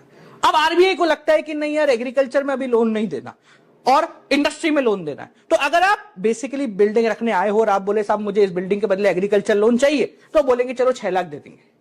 आप बोलोगे नहीं साहब मुझे तो फैक्ट्री लगाने के लिए चाहिए, तो बोले चलो 9 लाख दे देंगे। तो यहां पर आरबीआई ने क्या करा, जिस सेक्टर में उसको लोन नहीं देना वहां का मार्जिन बढ़ा दिया कि हम इतना सेफ्टी मार्जिन रख रहे हैं ताकि आप लोग लोन नहीं लो, और जब लोन नहीं लोगे तो पैसा ऑटोमेटिकली दूसरी जगह चला जाएगा। सब बोलेंगे भैया ठीक है, फिर एग्रीकल्चर से बेहतर तो फैक्ट्री लगा लेते हैं। नेक्स्ट काम होता है मॉरल सुएजन। मॉरल सुएजन बड़ी सिंपल है। जैसे आपके पिताजी ने कभी बोला होगा ना, ठीक है बाहर तो जा रहे हो, 8 बजे तक आ जाना, ठीक है सही रहेगा। तो ये क्या है, मॉरली बताना, यानी कि सिंपली एक तरीके से डायरेक्शन देना कि यार ठीक है नहीं करोगे ना तो ज्यादा बढ़िया रहेगा। तो आरबीआई कमर्शियल बैंक को बोल देता है देखो पैसे की भी तंगी चल रही है तो एग्रीकल्चर में थोड़ा रुक के लोन देना सही रहता है। अब तीसरा और अंतिम, सर मान लो कि उन्होंने बात नहीं मानी, आपने बोला पिताजी चलो ठीक है, हाँ ठीक है आ जाएंगे 8 बजे। एक दो बारी जब ऐसा हो गया तो फिर पिताजी क्या बोलेंगे, देखो 9 बजे तक आ जाना, नहीं आए तो फिर बाहर ही रह जाना, ठीक है, यानी कि धमकी दे देना। तो यहां पर जो है आरबीआई तीसरा इंस्ट्रूमेंट यूज करता है जिसको बोलते हैं सिलेक्टिव क्रेडिट कंट्रोल, यानी कि वो बोलता है ठीक है हम तो क्रेडिट की राशनिंग कर देते हैं। राशनिंग करने का मतलब हमने पहले से डिसाइड कर दिया भाई 100 करोड़ इसमें एग्रीकल्चर में देने, इससे ऊपर देने ही नहीं है, जाओ तुम मानते नहीं हो ऐसे तो इससे ऊपर नहीं देने, ठीक है, भले कितना ही प्रॉफिट हो रहा हो तुम नहीं दोगे, ठीक है। इंडस्ट्री में मान लो 500 देना, तो उन्होंने क्या करा, लिमिट सेट कर दी कि इससे ऊपर की लिमिट मतलब भग जाना है यहां से। तो ये कहलाता है सिलेक्टिव क्रेडिट कंट्रोल, ठीक है। तो बालको ये आपका पूरा का पूरा चैप्टर यहां पर हो जाता है समाप्त। सबसे पहले बात करते हैं एग्रीगेट डिमांड का मतलब। देखो एग्रीगेट डिमांड का मतलब होता है वो प्लान्ड डिमांड जो कि पूरा भारत कर रहा है। यहां पर हम किसी एक चीज की डिमांड के बारे में बात नहीं करते, हम कह रहे हैं कि अगले साल पूरा इंडिया कितने की डिमांड कर सकता है। याद रखें कर सकता है, कर नहीं रहा है। ये जो एग्रीगेट डिमांड है ये प्लान्ड है, एक्चुअल नहीं है। तो सर अगर प्लान्ड है तो बनाई क्यों रहे? देखो सिंपल सी बात है, अगले साल जो हमें प्रोडक्शन करना है वो किस बेसिस पे करना है, वो होगा एग्रीगेट डिमांड के बेस पे। यानी कि हमने अंदाजा लगाया भाई 100 करोड़ तक की डिमांड हो सकती है तो उसके हिसाब का सामान बनाना शुरू कर दिया। तो एग्रीगेट डिमांड प्लान्ड डिमांड होती है और इसी को एग्रीगेट एक्सपेंडिचर भी कहते हैं। अगर बात करें कि एग्रीगेट डिमांड में क्या क्या आता है तो बेसिकली इसके 4 कंपोनेंट होते हैं, जैसे सी यानी कंजम्पशन, आई मतलब इन्वेस्टमेंट, जी मतलब सरकार के द्वारा कराया गया कंजम्पशन, और नेट एक्सपोर्ट मतलब बाहर भेजने के लिए जो हमने सामान बनाया है। पर क्योंकि आप कक्षा 12वीं के अंदर है तो आपके एग्रीगेट डिमांड के में 4 नहीं मात्र 2 ही कंपोनेंट हैं। कौन कौन से?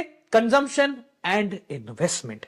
याद रखें aggregate demand is equal to C plus I होता है। अब यहां पर ये जो दोनों टर्म्स है ना ये बड़ी काम की है। सबसे पहले बात करते हैं आई की, यानी कि इन्वेस्टमेंट की। तो एग्रीगेट डिमांड के कॉन्सेप्ट में जिस इन्वेस्टमेंट को आप पढ़ रहे हैं वो है ऑटोनॉमस इन्वेस्टमेंट। देखो एक इन्वेस्टमेंट तो होता है कि भैया पैसा डालो बहुत अच्छा प्रॉफिट कमाना है, पर एक इन्वेस्टमेंट ऐसा भी होता है जो हम प्रॉफिट कमाने के लिए नहीं बस जिंदगी जीने के लिए कर रहे हैं।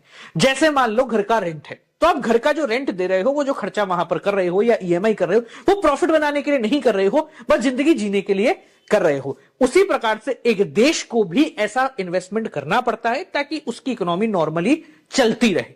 इस इन्वेस्टमेंट को कहते हैं ऑटोनॉमस इन्वेस्टमेंट। इसकी खासियत यह है कि यह हर लेवल पे कांस्टेंट रहता है, चाहे आपकी कमाई 0 हो, 100 हो, 200 हो, 300 हो, 400 हो, 500 हो या कितनी भी हो, autonomous investment will always remain constant at all the level, क्योंकि ये सिर्फ खाने में नमक का काम कर रहा है। बहुत ज्यादा पैसे आ जाएंगे तो हम एक्स्ट्रा नमक नहीं खाएंगे, जितना कम पैसे में डालते थे उतना ही डालेंगे भैया। चलिए इसके बाद बात करते हैं सी की, यानी कि कंजम्पशन की। तो देखिए क्योंकि हम प्लान्ड एग्रीगेट डिमांड की बात कर रहे हैं तो हमारी उम्मीद कितनी भी हो सकती है। कंजम्पशन का एक बेसिक रूल यह है कि यह कभी भी 0 नहीं हो सकता। एट एनी लेवल कंजम्पशन 0 नहीं हो सकता। आप कुछ भी नहीं कमा रहे हो तो भी आपको कंजम्पशन करना पड़ेगा, उधार लेके कंजम्पशन करोगे पर करोगे। जैसे अभी आपकी कमाई क्या है? 0 है, फिर भी खाना, रोटी, कपड़ा, मकान ये सब आप कर ही रहे हो ना। तो at 0 level of income also हमारा कंजम्पशन कुछ ना कुछ होता है। इसको बोलते हैं ऑटोनॉमस कंजम्पशन, यानी वो कंजम्पशन जो 0 लेवल ऑफ इनकम पे होता है। अब जैसे जैसे हमारी इनकम बढ़ेगी ना वैसे वैसे हमारा कंजम्पशन भी इंक्रीज होता जाएगा। जैसे अगर इनकम 100 रुपए बढ़ रही है तो कंजम्पशन 80 रुपए बढ़ेगा, इनकम वापस से और 100 बढ़ गई तो कंजम्पशन वापस से बढ़ जाएगा। तो जैसे जैसे हमारी जेब में पैसा आएगा हम ज्यादा खर्चा कर पाएंगे। पर एक चीज है जो आपको यहां ध्यान रखनी है कि level of change in income is always greater than the level of change in consumption. यानी अगर आपकी कमाई 100 रुपए बढ़ी है तो आपका कंजम्पशन 70 रुपए बढ़ेगा, 60 रुपए बढ़ेगा, 80 रुपए बढ़ेगा या 100 रुपए बढ़ेगा। ऐसा नहीं है कि 100 रुपए और कमाई आई आपने 200 उड़ा दी। तो जितनी कमाई बढ़ रही है आपके कंजम्पशन का लेवल उससे थोड़ा सा कम ही बढ़ता है। समझ में आ गया? चलिए आगे बात करते हैं एग्रीगेट सप्लाई की, जो इसका थोड़ा सा अपोजिट है। अब हमने डिमांड देख ली कितनी हो सकती है, उसके हिसाब से बनाते हैं सामान, which is known as aggregate supply. तो एग्रीगेट सप्लाई के भी दो कंपोनेंट होते हैं, एक कंजम्पशन, दूसरा सेविंग। यहां पर जो कंजम्पशन है ये वही एग्रीगेट डिमांड वाला है, बिल्कुल सेम टू सेम है, पर जो सेविंग है ये बहुत ज्यादा काम का एलिमेंट है, क्योंकि पूरा चैप्टर इस सेविंग पे ही टिका हुआ है। जैसे हमने देखा कि भाई भले ही आपकी इनकम जीरो है, आपको कुछ ना कुछ कंजम्पशन तो करना पड़ेगा, जिसको हम बोलते हैं ऑटोनोमस कंजम्पशन। तो मान लेते हैं कि आपकी इनकम जीरो है, आपने 40 रुपए का ऑटोनोमस कंजम्पशन कर लिया, पर ये 40 रुपए आएंगे कहां से? तो ये 40 रुपए आपको अपनी सेविंग में से निकालने पड़ेंगे, अगर जेब में पड़े हैं तो आपकी सेविंग इस पर्टिकुलर पॉइंट पे हो गई -40। मान लेते हैं आपकी कमाई 100 रुपए है, आपका कंजम्पशन 120 है, तो भैया 20 रुपए कम पड़ रहे हैं, तो ये कहां से निकालोगे? आप सेविंग में से निकालोगे। तो सेविंग कितनी हो गई? -20। बेसिकली स्टार्टिंग में ऐसा होता है, जब हमारे पास पैसे कम होते हैं तो हमारा कंजम्पशन ज्यादा होता है, फिर हम अपने पिताजी से बोलते हैं थोड़े से पैसे एक्स्ट्रा दे दो, तो वो क्या हो रहा है, वो बेसिकली डिससेविंग कहलाती है। यानी कि हम सेविंग नहीं कर रहे, बल्कि पुरानी सेविंग को भी खाली करते जा रहे हैं। एक ऐसा पॉइंट आता है जहां पर हमारी कमाई जो है वो हमारे कंजम्पशन के बराबर हो जाती है। जैसे मान लो 200 रुपए हम कमा रहे हैं, 200 का ही कंजम्पशन कर रहे हैं, तो इस पर्टिकुलर पॉइंट पे हमारी सेविंग हो जाएगी 0। यानी ना तो हम सेव कर रहे हैं, ना पुरानी सेविंग निकाल रहे हैं। इसको बोलते हैं ब्रेक इवन पॉइंट। तो अगर कोई पूछ ले sir what is break even point, तो ब्रेक इवन पॉइंट का मतलब एक ऐसा पॉइंट जहां पर सेविंग है 0, यानी कि consumption is equal to income है। और उसके बाद जैसे जैसे हमारी इनकम बढ़ती जाती है, वैसे वैसे हम लोग सेविंग करना भी स्टार्ट करते जाते हैं। समझ में आ गया? जो मैंने आपको बताया था ना कि अगर 100 रुपए की इनकम बढ़ रही है, 80 का कंजम्पशन बढ़ रहा है, तो बाकी जो 20 रुपए है अब वो सेविंग की तरफ जा रहे हैं। समझ में आ गया? अब एग्रीगेट डिमांड से ही हम चैप्टर को आगे बढ़ाते हैं और बात करते हैं प्रोपेंसिटी की। देखो, प्रोपेंसिटी का मतलब सिंपल भाषा में होता है इच्छा। अब दो प्रकार की प्रोपेंसिटी होती है, या तो प्रोपेंसिटी टू कंज्यूम होगी या प्रोपेंसिटी टू सेव होगी। अपन ने पढ़ा कि aggregate supply is equal to C+S होता है, यानी कि कंजम्पशन प्लस सेविंग होगा। तो अगर आप ज्यादा कंजम्पशन करोगे तो सेविंग कम करोगे, ज्यादा सेविंग करोगे तो कंजम्पशन कम करोगे। तो इन दोनों की जो प्रोपेंसिटी है वो एक साथ चलती रहती है, और इन दोनों की प्रोपेंसिटी हमेशा 1 के बराबर ही होती है, क्योंकि या तो हम एक ज्यादा करेंगे तो दूसरा ऑटोमेटिकली कम होगा, दूसरा ज्यादा करेंगे तो पहला ऑटोमेटिकली कम हो जाएगा। ये प्रोपेंसिटी दो प्रकार की होती है, या तो प्रोपेंसिटी टू कंज्यूम होगी, प्रोपेंसिटी टू सेव होगी। अब प्रोपेंसिटी टू कंज्यूम के अंदर भी दो प्रकार की प्रोपेंसिटीज होती हैं, एक है एवरेज, दूसरी है मार्जिनल। तो मैं आपको दोनों को एक साथ लेके समझाता हूं। जैसे प्रोपेंसिटी टू कंज्यूम दो प्रकार की हो गई, average propensity to consume, marginal propensity to consume. Saving में भी ऐसा ही होता है, average propensity to save, marginal propensity to save. अपन दोनों एवरेज को एक साथ चलाएंगे और दोनों मार्जिनल को एक साथ समझते हैं। सबसे पहले बात करते हैं एवरेज वाली। तो एवरेज प्रोपेंसिटी टू कंज्यूम या एवरेज प्रोपेंसिटी टू सेव का मतलब होता है कि ऑन एन एवरेज हम अपनी इनकम का कितना हिस्सा कंज्यूम करना चाहते हैं या इनकम का कितना हिस्सा सेव करना चाहते हैं।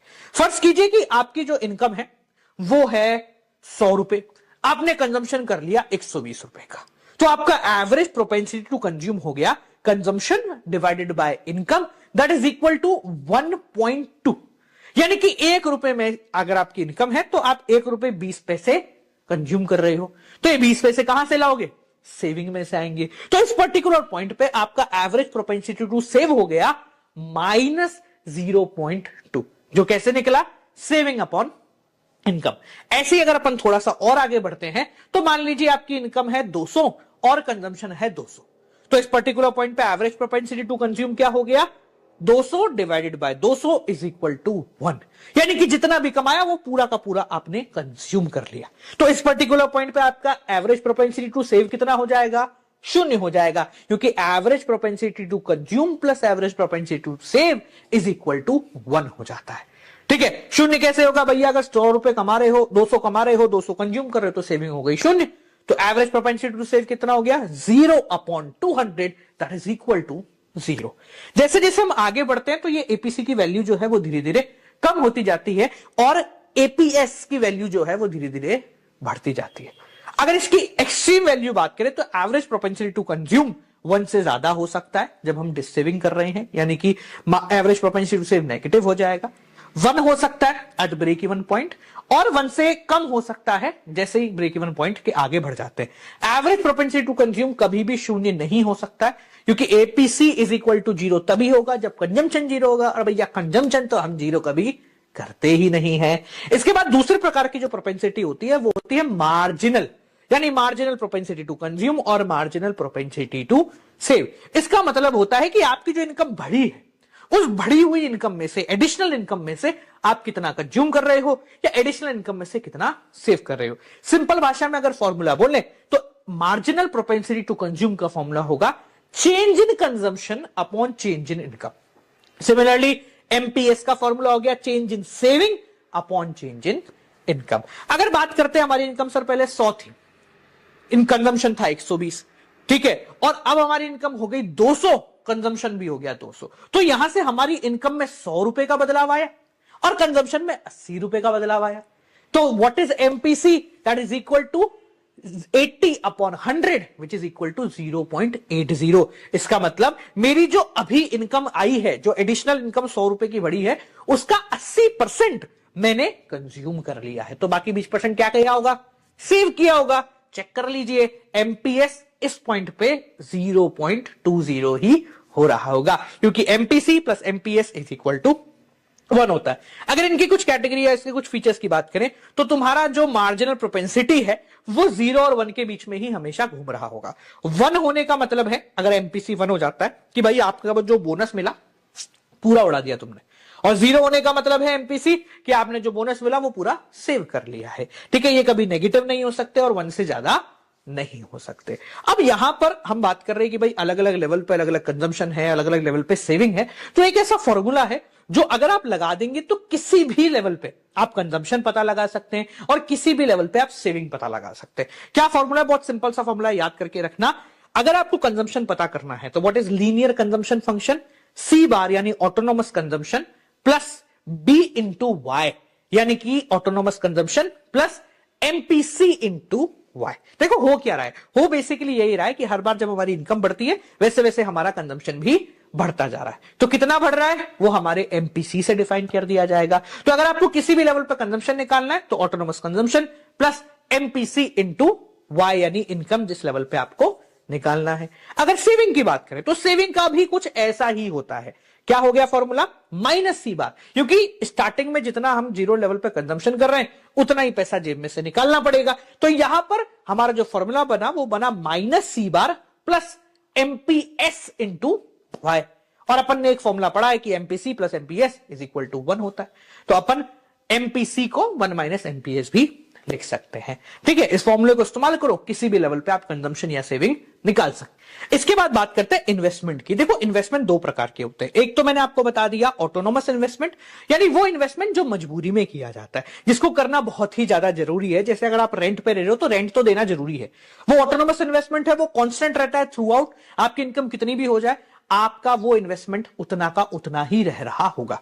चाहे आप इस साल 0 कमाओ, 100 कमाओ, 200 कमाओ, 500 कमाओ, रेंट अगर 400 है तो वो 400 देना ही पड़ेगा। यानी कि प्रॉफिट से गाइड नहीं होता है, कितना भी हो हमें सेम इन्वेस्टमेंट करना पड़ेगा। दूसरे प्रकार का इन्वेस्टमेंट जिसको आप और मैं जानते हैं वो है इंड्यूस्ड इन्वेस्टमेंट, यानी ऐसा इन्वेस्टमेंट जो कि प्रॉफिट कमाने के लिए किया गया है। तो इसका जो ग्राफ है वो ऊपर जाता है, जितनी ज्यादा आपकी इनकम होगी उतना ज्यादा आप इन्वेस्टमेंट करोगे ताकि आपको ज्यादा प्रॉफिट मिले। अब जब आप इन्वेस्टमेंट कर रहे हो तो इन्वेस्टमेंट 2 प्रकार की चीजों पर डिपेंड करता है। एक है मार्जिनल एफिशिएंसी, दूसरा है रेट ऑफ इंटरेस्ट। सिंपल भाषा में बोले कि अगर मैं एक प्रोजेक्ट में 10 लाख रुपए लगा रहा हूं कहीं और से लोन लेके, तो मुझे यह देखना पड़ेगा कि अगर लोन का इंटरेस्ट 10% है, यानी कि मुझे 10 लाख के बदले 1 लाख रुपए ब्याज चुकाना है, तो मैं एटलीस्ट इतना तो वहां से कमा लूं कि ये ब्याज चुक जाए और थोड़ा बहुत मेरे पास पैसा आ जाए। तो जितना वहां से मुझे रिटर्न मिलेगा उसको बोलते हैं मार्जिनल एफिशिएंसी ऑफ इन्वेस्टमेंट, और जितना मुझे इंटरेस्ट चुकाना है वो लगेगा रेट ऑफ इंटरेस्ट। तो अगर आपका इन्वेस्टमेंट प्रॉफिटेबल है तो वो कब होगा? जब MEI is greater then rate of interest. ठीक है, अब इस चैप्टर में 2-3 इंपॉर्टेंट पॉइंट्स हैं जो आपको ध्यान रखने हैं, 1 मार्क में पूछ लेते हैं या 2 नंबर में। जैसे फुल एम्प्लॉयमेंट क्या होता है? देखो सिंपल भाषा में बोले तो फुल एम्प्लॉयमेंट का मतलब होता है पूर्ण रोजगार। अब पूर्ण रोजगार का मतलब यह नहीं है कि सबको रोजगार मिल गया।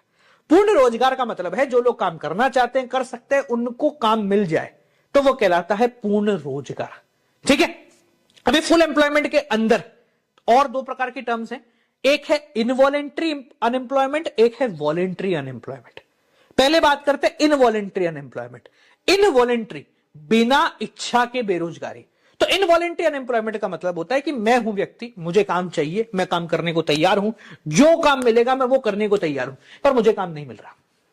तो ये कहलाता है इनवॉलेंट्री अनएम्प्लॉयमेंट, कि मैं करना तो चाहता हूं पर मुझे काम नहीं मिल रहा है। ये भारत देश में काफी ज्यादा है। दूसरा होता है वॉलेंट्री अनएम्प्लॉयमेंट, कि यार मूड नहीं है यार, नौकरी है, लग जाएगी, पैसा मिल जाएगा, पर मेरी इच्छा नहीं है। जैसे भाभी जी घर पर है, अगर आप लोग सीरियल देखा हो कभी जीवन में, तो उसमें एक है ना विभूति नारायण मिश्रा है, तो वो वॉलेंट्री अनएम्प्लॉयड है, मतलब वो काम ही नहीं करना चाहता, बोलता मैं तो सिर्फ व्हाइट कॉलर जॉब करूंगा, छोटी मोटी जॉब नहीं करूंगा, तो वो है वॉलेंट्री अनएम्प्लॉयमेंट। हमारी सरकार को ये वॉलेंट्री अनएम्प्लॉयमेंट वाले लोगों से ज्यादा कुछ नहीं है, वो बोलती तुम वैसे ही रहो, हम तुम्हारे लिए बैठे नहीं है तुम्हारे को व्हाइट कॉलर जॉब देने के लिए। ठीक है, तो बालकों ये आपका चैप्टर पूरी तरीके से समाप्त हो गया। सबसे पहले बात करते हैं भाई ये इक्विलिब्रियम है क्या। देखो इक्विलिब्रियम का सिंपल भाषा में मतलब होता है एक ऐसा पॉइंट जहां पर आके आप तल्लीनता से बैठ जाओ, यानी कि ना आपको आगे जाना है ना आपको पीछे जाना है। तो मैक्रो के अंदर अगर इक्विलिब्रियम की बात करें तो equilibrium is a point at which aggregate demand is equal to aggregate supply. मतलब हमने जो सोची कि इतनी डिमांड होनी चाहिए उसके हिसाब से हमने बना दी सप्लाई, दोनों जब बराबर हो जाएंगे तो हो जाएगा हमारा इक्विलिब्रियम। अगर आपको याद हो तो एग्रीगेट डिमांड जो है वो दो कंपोनेंट से मिलकर बनता है, कंजम्पशन एंड इन्वेस्टमेंट, और एग्रीगेट सप्लाई जो है वो भी दो कंपोनेंट से मिलकर बनता है, कंजम्पशन एंड सेविंग। अब इन दोनों में कंजम्पशन तो सेम है, तो अगर इन दोनों को हटा दिया जाए तो aggregate demand is equal to aggregate supply वहां पर भी होगा जहां पर investment is equal to saving हो जाए। तो यहीं से इक्विलिब्रियम निकालने की दो अप्रोचेस बनी है। अप्रोच नंबर एक, एग्रीगेट डिमांड और सप्लाई को बराबर कर दो। अप्रोच नंबर दो, सेविंग और इन्वेस्टमेंट को बराबर कर दो। इन दोनों से ही सेम ही आंसर आएगा, क्योंकि एट द एंड कंजम्पशन दोनों में सेम है। अगर पहली अप्रोच को पकड़े तो पहली अप्रोच कहती है एग्रीगेट डिमांड और एग्रीगेट सप्लाई जहां पर मिल जाएंगे, यानी जहां पर ये दोनों इक्वल हो जाएंगे वो कहलाएगा द पॉइंट ऑफ इक्विलिब्रियम। और उस पॉइंट पे जो डिमांड होगी उस डिमांड को बोलेंगे इफेक्टिव डिमांड, क्योंकि वो डिमांड पॉसिबल है ना भैया। 100 यूनिट की सोची थी, 100 यूनिट बना दी है, तो ठीक है 100 यूनिट आप खा सकते हो। तो इफेक्टिव डिमांड मतलब जो डिमांड हम पूरी कर सकते हैं। अगर एग्रीगेट डिमांड को थोड़ा सा समझें तो स्टार्टिंग में क्या होता है, एग्रीगेट डिमांड आपकी सप्लाई से ज्यादा होती है, यानी कि लोग जो है वो ज्यादा डिमांड कर रहे हैं और आपके पास सप्लाई कम है। इस कंडीशन को कहते हैं एक्सेस डिमांड की कंडीशन, जहां पर AD is greater than AS होता है। जब मार्केट में ऐसा हो रहा है तो हम लोग सोचेंगे कि भैया और लोगों को रोजगार पे रखो और प्रोडक्शन करो ताकि लोगों की इनकम बढ़े और लोगों को सप्लाई मिलना शुरू हो। तो जैसे जैसे लोगों की इनकम बढ़ती है वो लोग सेविंग करना शुरू करते हैं और एक पॉइंट पे आके डिमांड और सप्लाई दोनों क्या हो जाती है, बराबर हो जाती है।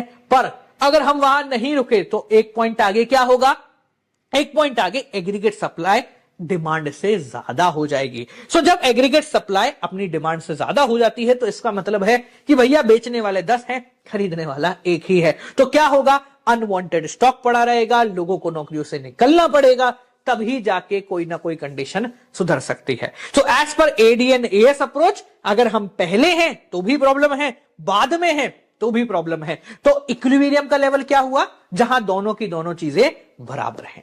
अब दूसरी जो अप्रोच है वो कहती है सेविंग एंड इन्वेस्टमेंट अप्रोच, यानी कि सिंपल भाषा में भैया जहां जितने लोग सेव कर रहे हैं उतना ही पैसा इन्वेस्ट हो जाएगा तो हम ठीक रहेंगे, क्योंकि इससे जो आपने सेव करा वो पैसा आगे चला गया, तो मार्केट में लीकेज कहीं भी नहीं हुआ है। तो सेविंग एंड इन्वेस्टमेंट अप्रोच के हिसाब से स्टार्टिंग में हम लोगों के पास जब पैसा नहीं होता है तो हम डिससेविंग कर रहे होते हैं। डिससेविंग का मतलब सेविंग नहीं कर रहे, जेब से निकाल निकाल के और खर्च कर रहे हैं। पर जैसे जैसे हमारी इनकम बढ़ने लगती है हमारी सेविंग जो है वो शुरू होने लग जाती है। और इन्वेस्टमेंट की जिसकी हम बात कर रहे हैं वो है ऑटोनॉमस इन्वेस्टमेंट, यानी ऐसा इन्वेस्टमेंट जो कांस्टेंट रहता है। ये वो इन्वेस्टमेंट है जो जिंदगी जीने के लिए हमें चाहिए, which is constant at all the level.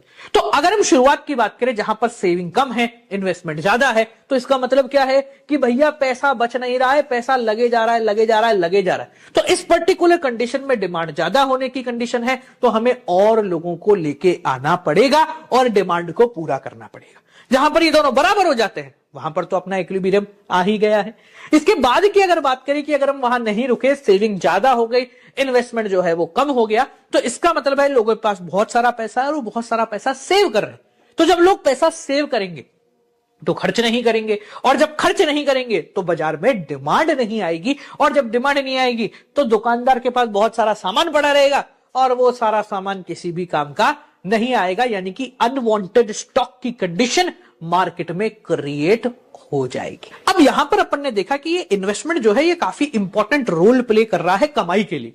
तो ये कितना रोल प्ले करता है इसको समझने के लिए बाजार में आया है कॉन्सेप्ट ऑफ इन्वेस्टमेंट मल्टीप्लायर। अब कॉन्सेप्ट ऑफ इन्वेस्टमेंट मल्टीप्लायर क्या कहता है, बहुत सिंपल है। ये कहता है कि जब आप 1 रुपया इन्वेस्ट करते हो तो बेसिकली वो कई फोल्ड में बढ़ जाता है।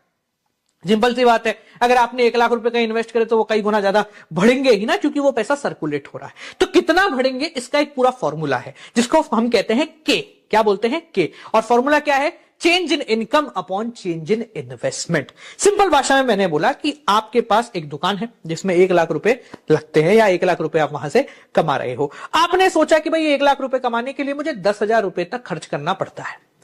अब भाई इस दुकान को थोड़ा सुधार देते हैं, बढ़िया कर देते हैं, तो एक काम करते हैं, इसमें 10 की जगह 20,000 रुपए लगा देते हैं। 10,000 की जगह 20,000 कर दिया, यानी कि एडिशनल 10,000 रुपए इन्वेस्ट कर दिया, जिसकी वजह से जो आपकी कमाई है जो पहले 1 लाख रुपए थी अब बढ़ के 1,40,000 रुपए। तो due to an increase in investment of 10,000 हमारी कमाई 40,000 रुपए बढ़ गई है। तो यानी कि हमारी इन्वेस्टमेंट ने 4 टाइम्स रिटर्न दिया, 10,000 लगा के 40,000 की कमाई और कर दी, which is known as investment multiplier. अब इन्वेस्टमेंट मल्टीप्लायर यानी के को एमपीसी और एमपीएस से भी कनेक्ट किया जाता है, यानी कि मार्जिनल प्रोपेंसिटी टू कंज्यूम और मार्जिनल प्रोपेंसिटी टू सेव से भी कनेक्ट किया जाता है। इसका फॉर्मूला आपके काम का है, डिटेल में मत जाओ कि सर ये कैसे बना, क्यों बना, वो ज्यादा आपके नहीं आता है। हमारे आता है फॉर्मूला जिससे बनता है न्यूमेरिकल। तो फॉर्मूला ये है कि K यानी investment multiplier is equal to 1/MPS या फिर 1/1 माइनस MPC। सिंपल भाषा में बोला जाए तो जितने ज्यादा MPS की वैल्यू बढ़ेगी मल्टीप्लायर की वैल्यू उतनी कम होगी। ये अपोजिट चल रहे हैं और MPC से इनका डायरेक्ट रिलेशन बनता जाता है। ठीक है, तो यहां पर आपका ये चैप्टर पूरी तरीके से समाप्त। शुरुआत करते हैं, सबसे पहले बात करते हैं सर एक्सेस डिमांड का मतलब क्या होता है। देखो सिंपल भाषा में बोले तो एक्सेस डिमांड मतलब डिमांड ज्यादा है, पर किससे ज्यादा है? तो एक्सेस डिमांड का सिंपल भाषा में मतलब होता है कि जो डिमांड हमने सोची थी उससे ज्यादा निकल गई, यानी कि it refers to situation at which aggregate demand ज्यादा हो गई है। किससे?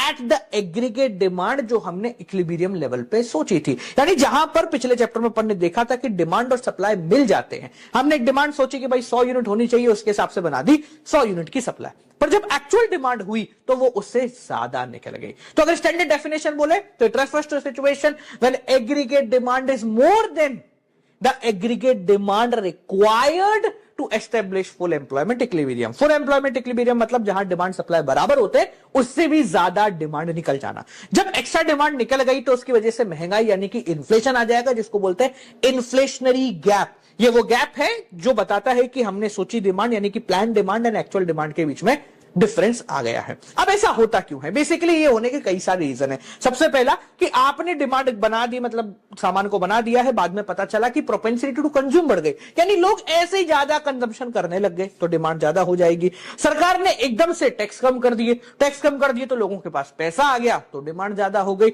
एकदम से इंपोर्ट कम हो गए, बाहर से सामान आना बंद हो गया, कोरोना हो गया, लॉकडाउन, मतलब कुछ भी वजह हो गई जहां से बाहर से सामान आना बंद हो गया। तो जब बाहर से सामान नहीं आया तो हमारे बोले हमें तो सामान चाहिए, तो भारत का ही सामान खरीद लेते हैं, तो डिमांड ज्यादा हो गई। ठीक है, हमारे एक्सपोर्ट जो है वो बढ़ गए, हमें बहुत ज्यादा सामान बाहर भेजना पड़ गया। अब जब बाहर सारा सामान भेज दिया तो घर वालों के लिए तो डिमांड कम पड़ेगी, है ना, सप्लाई कम पड़ी जाएगी अपने को। अगला है कि इन्वेस्टमेंट इंक्रीज हो गई। अब जैसे ही इन्वेस्टमेंट करते हैं लोग, इन्वेस्ट ज्यादा करने लग गए तो वो रिटर्न पाएंगे, रिटर्न पाएंगे तो उससे पैसा आएगा जिससे वो डिमांड करेंगे। और एक रीजन और होता है कि हमारी सरकार जो है ना वो एक खर्चा बहुत ज्यादा करने लग गई। सरकार ने बोला बहुत सारे प्रोजेक्ट ले आओ, लोगों में पैसा बढ़ दो। जब लोगों में फ्री फंड का पैसा आएगा तो ऑटोमेटिकली वो लोग डिमांड करेंगे। पर सर ये डिमांड जब ज्यादा हो जाती है तो होता क्या है? देखो, ज्यादा डिमांड होने का मतलब है कि हम इसको पूरा नहीं कर सकते, क्योंकि सप्लाई करने में, किसी चीज को बनाने में थोड़ा सा समय लगता है। अब वो समय तो मांगेंगे नहीं, मैं आज मेरे को भूख लग रही है तो मैं थोड़ा बोलूंगा एक नई फैक्ट्री सेटअप हो जाए या एक नया रेस्टोरेंट बन जाए, वो मुझे खाना, मैं तो पुराना के पास ही जाऊंगा। तो इससे फर्क क्या पड़ेगा? सबसे पहला प्रोडक्शन पे कोई फर्क नहीं पड़ेगा, क्योंकि वो तो ऑलरेडी जितना बनाते हैं उतना उन्होंने बना के रखा हुआ है। एम्प्लॉयमेंट पे भी फर्क नहीं पड़ेगा, क्योंकि ऑलरेडी उनके स्टाफ तो फुल है, हम पहले ही कह रहे हैं कि फुल एम्प्लॉयमेंट इक्विलिब्रियम है। जो फर्क पड़ेगा वो है जनरल प्राइस लेवल पे, यानी कि महंगाई जो है वो एकदम से बढ़ जाएगी अगर एक्सेस डिमांड हो जाती है तो। अब एक्सेस के साथ साथ में दूसरी डिमांड की बात करते हैं जो कहती है डेफिसिट डिमांड, यानी कि ऐसा भी हो सकता है कि हमने सोचा कि 100 यूनिट की डिमांड होगी, उसके हिसाब से हमने सप्लाई बना ली, पर जब एक्चुअल डिमांड हुई तो 80 की हो गई। जैसे कोरोना के समय में किसी को नहीं पता था कि लॉकडाउन आने वाला है, तो सबके स्टॉक जो है वो फालतू पड़े रहे, खराब हो गए। तो what is deficit demand? It refers to situation when aggregate demand fall short of, कम हो गई किससे? Of the aggregate demand required at full employment equilibrium, यानी फुल एम्प्लॉयमेंट इक्विलिब्रियम पे जितनी डिमांड हमें चाहिए थी उतनी नहीं मिली। सर क्यों होता है ऐसा? अरे भाई बहुत आसान है, जो एक्सेस डिमांड के रीजन थे उनको पलट दो तो कम डिमांड आ जाएगी। अभी जो एक्सेस डिमांड है जिसको डेफिशिएंट डिमांड कहते हैं, ये डिफ्लेशनरी गैप को राइज देती है। मतलब हमने सोचा था 100 की हो गई 80 की, जो बीच का 20 यूनिट है ना, ये डिफ्लेशन है। डिफ्लेशन का मतलब सामान बहुत ज्यादा पड़ा हुआ, बहुत सारा डिस्काउंट आपको मिलेगा, लोगों को स्टॉक खत्म करना होता है। बात करते हैं कि सर ये होती क्यों है। इसके होने का सबसे बड़ा रीजन है fall in propensity to consume. लोगों ने कंजम्पशन करना ही बंद कर दिया, कोरोना आ गया, लोगों ने कहा पैसे बचा लो, डिमांड कम हो गई। ठीक है, टैक्स बढ़ गए, जब एकदम से टैक्स इंक्रीज हो जाएंगे तो लोगों के पास पैसा नहीं बचेगा तो डिमांड कम होगी। इंपोर्ट जो है वो बढ़ गए, बहुत सारा सामान बाहर से आने लग गया, घर वाले बोले भैया हमारा खाना तो खत्म ही नहीं हुआ, तुमने बाहर से और ऑर्डर कर लिया। Next fall in export, export कम हो गए, तो जो सामान बना था बाहर जाने के लिए वो बाहर ही नहीं जा पाया, तो घर वालों को ही खाना पड़ेगा। अगला है कि लोगों ने इन्वेस्टमेंट करना कम कर दिया, लोगों ने पैसे सेविंग करना शुरू कर दिया, तो जब लोग सेव कर लेंगे तो आपके पास डिमांड आएगी नहीं। और साथ साथ में जब सरकार बोले कि नहीं भैया हम अभी लोगों को एम्प्लॉयमेंट नहीं दे रहे क्योंकि हमारे पास है ही नहीं देने को, तो फिर डिमांड कम हो जाएगी। अब इससे फर्क क्या पड़ेगा? देखो ज्यादा डिमांड से तो फर्क नहीं पड़ता, पर जब डिमांड कम हो जाती है तो बहुत ज्यादा फर्क पड़ता है। क्या फर्क पड़ता है, ध्यान से समझना। सबसे पहले बात करते हैं प्रोडक्शन पे, आउटपुट पे। आउटपुट पे क्या फर्क पड़ेगा भाई? खरीदने वाले 100 आने चाहिए तो 50 ही आए, तो अल्टीमेटली हमारे पास अनसोल्ड गुड्स का सामान बढ़ जाएगा, यानी कि बहुत सारा खराब आउटपुट पड़ा रहेगा। इसकी वजह से हम अगले साल भी प्रोडक्शन को कम कर देंगे। एम्प्लॉयमेंट पे क्या फर्क पड़ेगा? रोजगार कम हो जाएंगे। भाई ग्राहक ही नहीं आ रहे तो क्या करेंगे? भैया ठीक है साहब, मैं आपको नहीं रख सकता हूं, आप चले जाओ, मैं आपको नौकरी नहीं दे पाऊंगा क्योंकि ग्राहक ही नहीं है हमारे पास। तो बेसिकली डेफिसिट डिमांड से एम्प्लॉयमेंट जो है कम हो जाती है। बात करें जनरल प्राइस लेवल की, महंगाई की, तो महंगाई इससे थोड़ी सी कम होने की प्रोबेबिलिटी है कि हाँ चीजों में डिस्काउंट आ जाएगा और प्राइसेस जो है वो थोड़े बहुत कम हो जाएंगे। ठीक है, तो ये है डेफिशिएंट डिमांड। अब अपन समझते हैं कि यार मान लो एक्सेस डिमांड हो गई या मान लो डेफिशिएंट डिमांड होगी, जिसको सुधारता कौन है और कैसे सुधारता है। मैं आपको एक्सेस डिमांड समझा देता हूं, डेफिशिएंट इनका अपोजिट है, तो साथ साथ में अपन उसको कवर करते हुए चल रहे होंगे। ठीक है, देखो दो ऐसे इंस्टीट्यूट हैं जो बेसिकली इस डेफिसिट डिमांड को या एक्सेस डिमांड को सुधारने का काम करते हैं। कौन कौन से? एक है हमारा आरबीआई यानी रिजर्व बैंक ऑफ इंडिया, जो जब भी पॉलिसी निकालता है उसको हम बोलते हैं मॉनेटरी पॉलिसी। और दूसरा है हमारी सरकार यानी कि गवर्नमेंट, तो जब सरकार पॉलिसी निकालती है तो उसको बोलते हैं फिस्कल पॉलिसी। अभी दोनों कैसे काम करते हैं इसको ध्यान से समझना। पहले बात करते हैं सरकार क्या करेगी। मान लेते हैं बाजार में बहुत ज्यादा डिमांड हो गई है, यानी कि लोग बोल रहे हैं दो दो सामान दो, अब सामान ही नहीं कहां से देंगे। तो हमारी आरबीआई इस पर्टिकुलर कंडीशन में, सरकार इस पर्टिकुलर कंडीशन में क्या करेगी?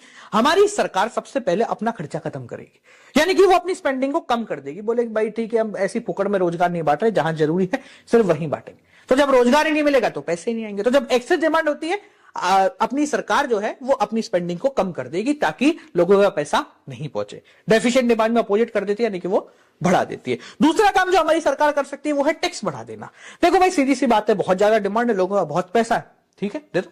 सरकार बोलेगी लाओ हमें दे दो ना, तुम्हारे पास बहुत ज्यादा पैसा है। तो in case of excess demand RBI अपने टैक्सेस को इंक्रीज कर देती है ताकि लोगों की जेब में से पैसा कम हो जाए। देखो एक्सेस डिमांड को सुधारने का सिंपल तरीका है, पैसा छीन लो या दबा दो। डेफिसिट डिमांड का है अपोजिट, पैसा और लाके दे दो। ठीक है, अब ये तो हो गया अपना सरकार। आरबीआई क्या करती है? तो आरबीआई जो करती है वो आपने ऑलरेडी पहले पढ़ा हुआ है। कहां पढ़ा हुआ है? कमर्शियल बैंक और सेंट्रल बैंक वाला जो चैप्टर है आपका मनी इन बैंकिंग, उसमें आरबीआई के बहुत सारे अपन ने फंक्शंस पढ़े हुए हैं। वो सारे फंक्शन यहां पर काम आएंगे। कौन से वाले? Controller of money supply and credit के कॉन्सेप्ट से। अब आरबीआई के पास दो इंस्ट्रूमेंट है, क्वालिटेटिव और क्वांटिटेटिव। क्वांटिटेटिव का मतलब क्वांटिटी कम ज्यादा करना, पैसा देना या छीन लेना, और क्वालिटेटिव का मतलब है पैसे को तू नहीं तू ले ले। सबसे पहले बात करते हैं एक्सेस डिमांड होगी तो कैसे आरबीआई पैसा देगी या छीनेगी। तो इनकेस ऑफ क्वांटिटेटिव इंस्ट्रूमेंट हमारी आरबीआई हर वो कोशिश करेगी जिससे पैसा छीन लिया जाए, क्योंकि आपके पास बहुत पैसा है।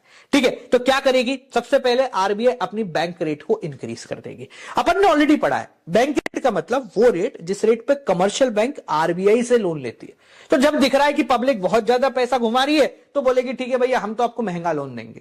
जब आरबीआई कमर्शियल बैंक को महंगा लोन देगी तो कमर्शियल बैंक पब्लिक को महंगा लोन देगी, और महंगा लोन कोई भी नहीं लेता है। ठीक है, तो वो अपनी बैंक रेट को इंक्रीज कर देगी, डेफिसिट डिमांड में उसको डिक्रीज कर दिया जाता है। दूसरा है ओपन मार्केट ऑपरेशन। देखो सिंपल सी बात है, आरबीआई के पास बहुत सारे इंस्ट्रूमेंट हैं जो कि सरकार के हैं, जिनको वो इजिली सेल या परचेज कर सकती है पैसा कम ज्यादा करने के लिए, जैसे ट्रेजरी बिल्स हो गए, बॉन्ड हो गए, और भी बहुत सारी चीजें होती है।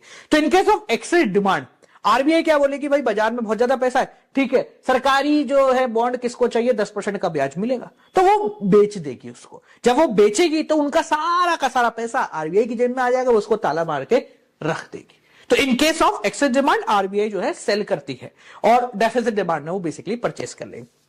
तीसरा है एलआरआर, लीगल रिजर्व रिक्वायरमेंट, यानी कि आपने जो पैसा बैंक में जमा कराया उसका छोटा सा हिस्सा जो कमर्शियल बैंक अपने पास या आरबीआई के पास जमा करा देता है। जब मार्केट में एक्सेस डिमांड है तो आरबीआई बोलेगी ठीक है, इनका पैसा छीन लो। और छीनते कैसे? बहुत सिंपल है, आरबीआई इनकी एलआरआर की, सीआरआर की, एसएलआर की रेट को इंक्रीज कर देगी। जैसे ही रेट बढ़ी, मनी मल्टीप्लायर की वैल्यू कम हो गई और पैसा मार्केट से खत्म हो जाएगा। दूसरा आता है क्वालिटेटिव इंस्ट्रूमेंट, यानी कि ऐसे इंस्ट्रूमेंट जिनका यूज आरबीआई करेगी इन ऑर्डर टू घुमाना मनी को, इधर की जगह इधर लगाना, जिनमें सबसे पहला आता है मार्जिन रिक्वायरमेंट। अब मार्केट में बहुत ज्यादा ही डिमांड हो रही है तो आरबीआई बोलेगी मार्जिन को बढ़ा दो। जब अनप्रोडक्टिव एरिया में मार्जिन बढ़ जाएंगे, यानी कि 10 लाख की बिल्डिंग के बदले आपको 5 लाख का ही लोन मिलेगा, तो आप लोन नहीं लोगे। तो अनप्रोडक्टिव एरिया के लोन सारे के सारे वाइप आउट हो जाएंगे, और ऐसे एरिया जहां पे लोन देना जरूरी है वहां के मार्जिन को कम कर दिया जाता है। Simple. In case of deficit demand उल्टा होता है, और 10 लाख की बिल्डिंग के बदले 10 लाख का ही लोन दे दो भैया, कोई परेशानी नहीं। सेकंड आता है आपका मॉरल सुएसन, यानी कि मॉरली बस गाइड करना कि तुम क्या कर सकते हो क्या नहीं कर सकते। अब क्योंकि एक्सेस डिमांड है, डिमांड बहुत ज्यादा है मार्केट में, तो आरबीआई सबको गाइड करेगी, देख भाई सुन ले, बहुत ज्यादा डिमांड है मार्केट में, लोन थोड़ा रुक के देना, बस इतना सा बोल देगी, यानी कि डिस्करेज करेगी वो लेंडिंग को। डेफिसिट डिमांड है तो आरबीआई बोलेगी दो भाई, कोई ऐसे घूमते फिरते पकड़ के भी लोन दे दो इनको, कोई दिक्कत की बात नहीं है। तीसरा और आखिरी आता है सिलेक्टिव क्रेडिट कंट्रोल, यानी कि क्रेडिट राशनिंग, यानी किसको लोन देना है, किसको लोन बिल्कुल भी नहीं देना है, किस सेक्टर में कितना लोन जाएगा। जब एक्सेस डिमांड होगी तो आरबीआई बोलेगी भैया हम तो राशनिंग कर रहे हैं, यानी कि हम तो सब में लिमिट लगा रहे हैं कि एग्रीकल्चर में 50 करोड़ से ऊपर का लोन नहीं देना है, इंडस्ट्री में 30 करोड़ से ऊपर का लोन नहीं दे, ऐसा सबने लिमिट लगा दी, जिससे बेसिकली उस लिमिट को पूरा होते ही लोन बंद हो जाएगा। और in case of deficit demand RBI बोलेगी भैया हटा दो सारी राशनिंग, दो जिसको देना है लोन। ठीक है, सवाल वही, आपका चैप्टर पूरी तरीके से यहां पर हो गया है समाप्त। सबसे पहले बात करते हैं गवर्नमेंट बजट। इस शब्द का मतलब क्या होता है? देखो, जैसे हम खुद का बजट बनाते हैं कि पिछले साल क्या हुआ, इस साल क्या होने वाला है और हम कितना खर्चा कर सकते हैं, उसी प्रकार से हमारी सरकार हर लेवल पे, यानी कि आपके डिस्ट्रिक्ट पे, आपके स्टेट पे और आपके देश का बजट बनाती है, जो आइटम वाइज एक एस्टिमेट बताता है कि सरकार को आने वाले साल में कितने पैसे मिल सकते हैं, जिनको बजट की रिसिप्ट कहा जाता है, या फिर कितना खर्चा सरकार कर सकती है, इसको बजट के एक्सपेंडिचर कहा जाता है। याद रखिए, जो खर्चे और कमाई है ये आने वाले साल के लिए है, तो ये एक एस्टिमेटेड फिगर होगा, ना कि एक्चुअल फिगर। अब सरकार जो है बजट तीनों लेवल पे बनाती है, पर आपको सिर्फ सेंट्रल गवर्नमेंट का बजट पढ़ना है, जिसको यूनियन बजट कहा जाता है। यह बजट फिस्कल ईयर यानी कि 1 अप्रैल से लेकर 31 मार्च के लिए बनाया जाता है, और 1 फरवरी सुबह 11 बजे पार्लियामेंट के अंदर इसको प्रेजेंट किया जाता है। अब सवाल हमारे सामने आता है कि सर ये बजट बनाया क्यों जाता है? तो बजट बनाने के 5 अलग अलग ऑब्जेक्टिव हैं।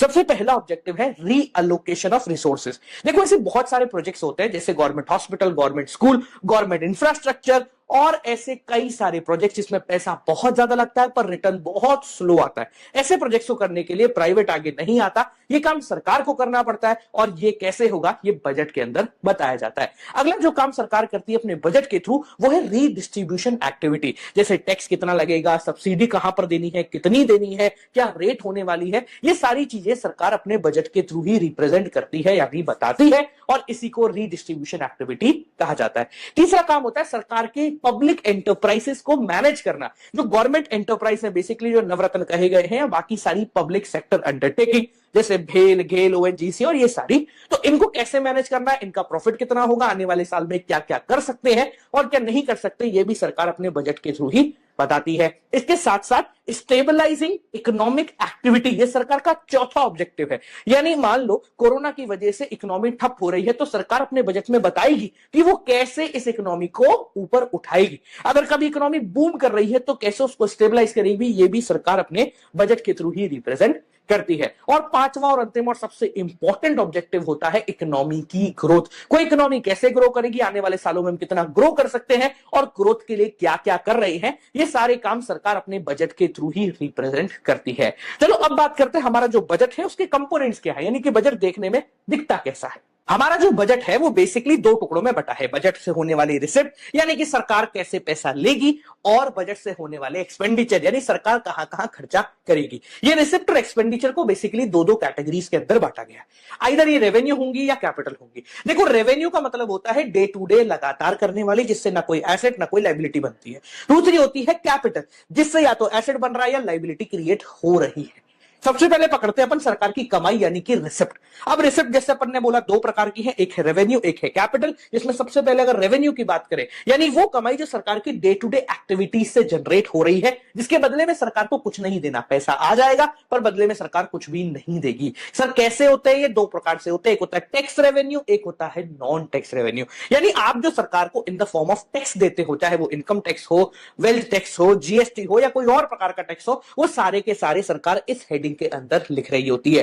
टैक्स के बदले में सरकार आपको कुछ भी डायरेक्टली दे, ये सरकार की कोई भी लायबिलिटी नहीं है। सेकंड आते हैं नॉन टैक्स रेवेन्यू, यानी कि ऐसी कमाई सरकार की जो टैक्स से तो नहीं आ रही पर चलते फिरते आ रही है। जैसे सरकार ने कहीं पैसा लगा रखा है तो वहां से इंटरेस्ट आ रहा है, सरकार की कंपनी से प्रॉफिट आ रहा है, डिविडेंड आ रहा है, कोई फीस वगैरह ले ली है, आपका चालान काट दिया है तो उससे आने वाला पैसा, कोई गिफ्ट मिला है, कोई ग्रांट मिला है, या फिर दो तीन अलग अलग चीजें भी होती है। जैसे एक होती है एस्टीट्स, यानी कि मान लीजिए कि आप निबड़ जाते हैं कल को और आपका कोई भी लीगल हायर नहीं बचता है जो आपकी प्रॉपर्टी को क्लेम करे, तो कुछ समय बाद वो प्रॉपर्टी ऑटोमेटिकली हमारी गवर्नमेंट की हो जाएगी, उसको बोलते हैं एस्टीट्स। नेक्स्ट तरीका होता है स्पेशल असेसमेंट, यानी कि मान लो सरकार ने एक रेलवे स्टेशन बनाया तो उस रेलवे स्टेशन पर खड़े होने वाले जितने भी ठेले हैं उन पे वो उनसे सरकार पैसा लेगी, जो कहलाता है स्पेशल असेसमेंट के थ्रू लिया गया पैसा। तो ये सारी सरकार की रेवेन्यू वाली इनकम है, यानी कि ऐसी इनकम जिसके बदले में सरकार को कुछ भी नहीं देना।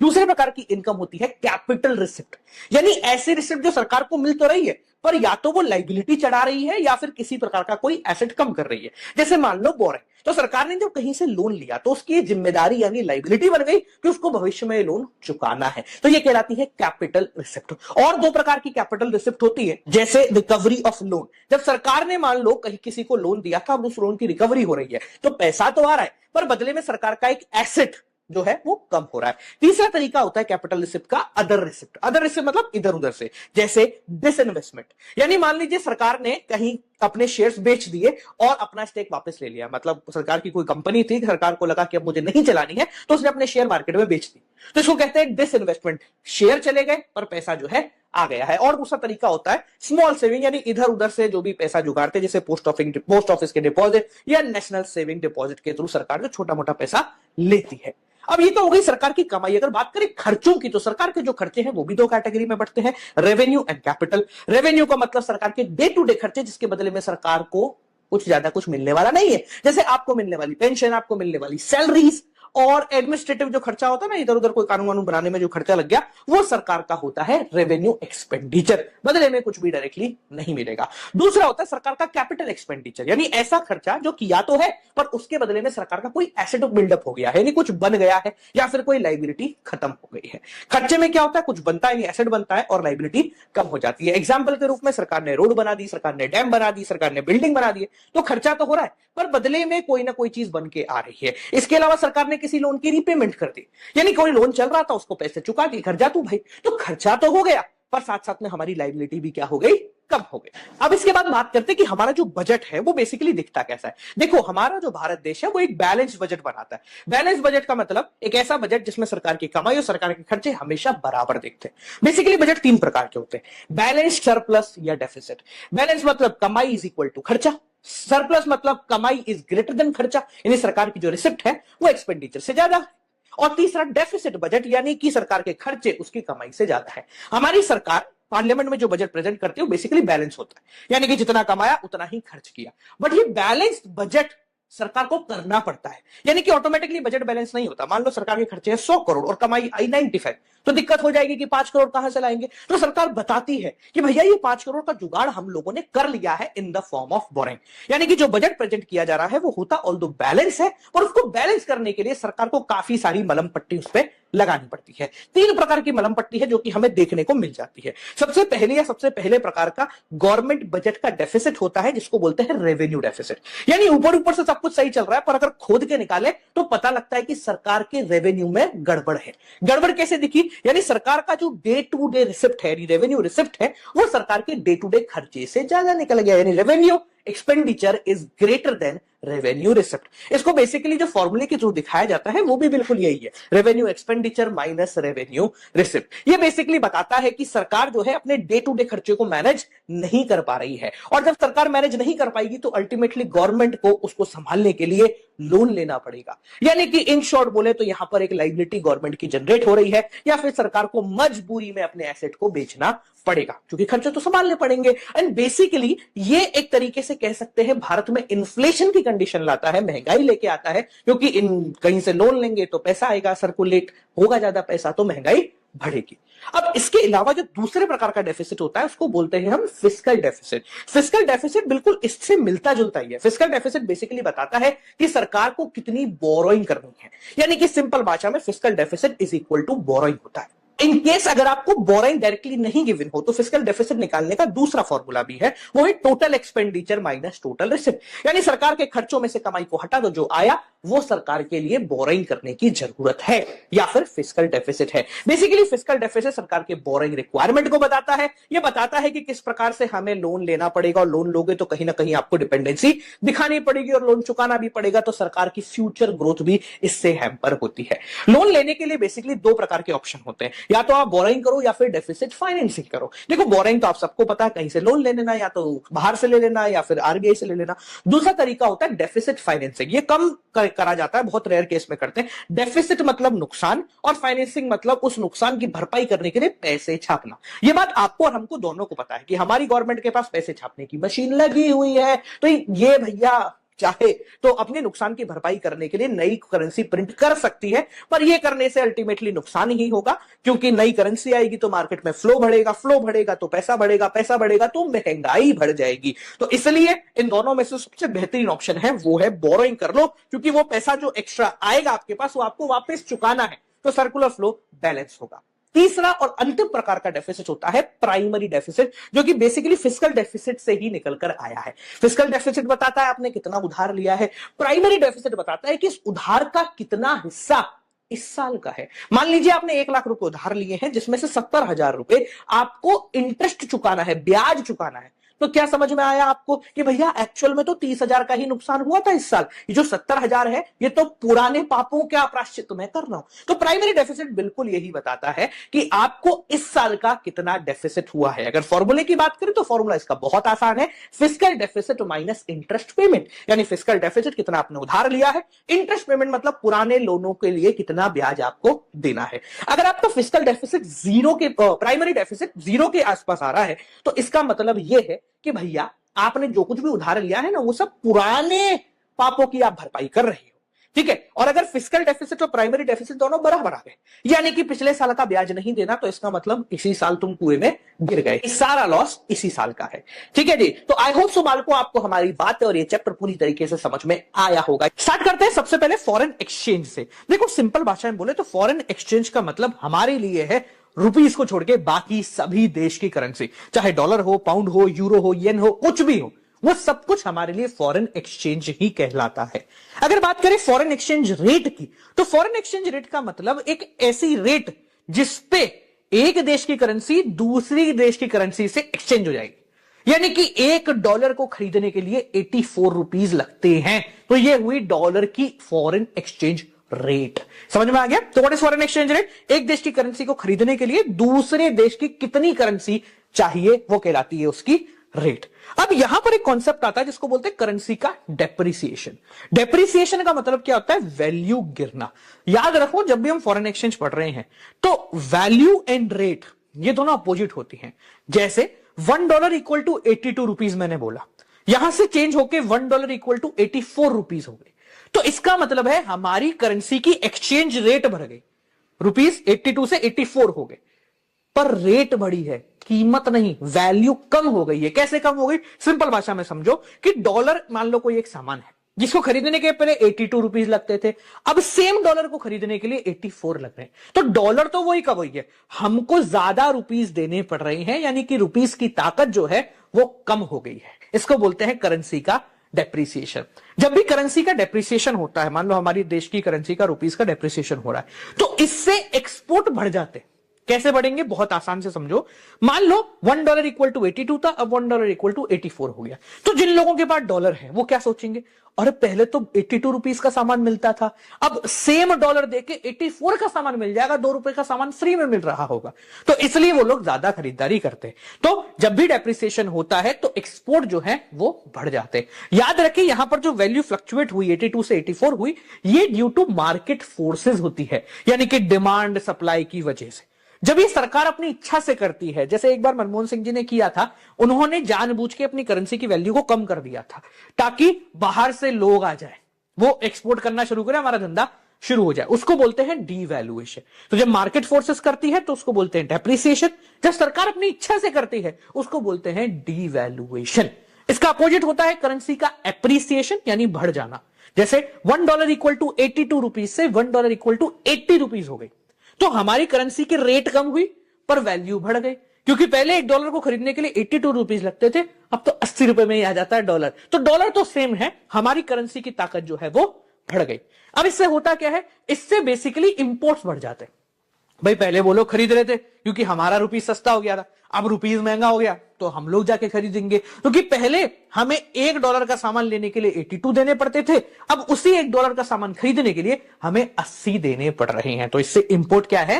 बढ़ जाएंगे। तो ये जब मार्केट फोर्सेस कर रही है, डिमांड सप्लाई से हो रहा है, तो इसको करेंसी एप्रिसिएशन बोलेंगे। जब सरकार अपनी इच्छा से करती है तो उसको रीवैल्यूएशन बोलेंगे, यानी कि वापस से वैल्यू करना।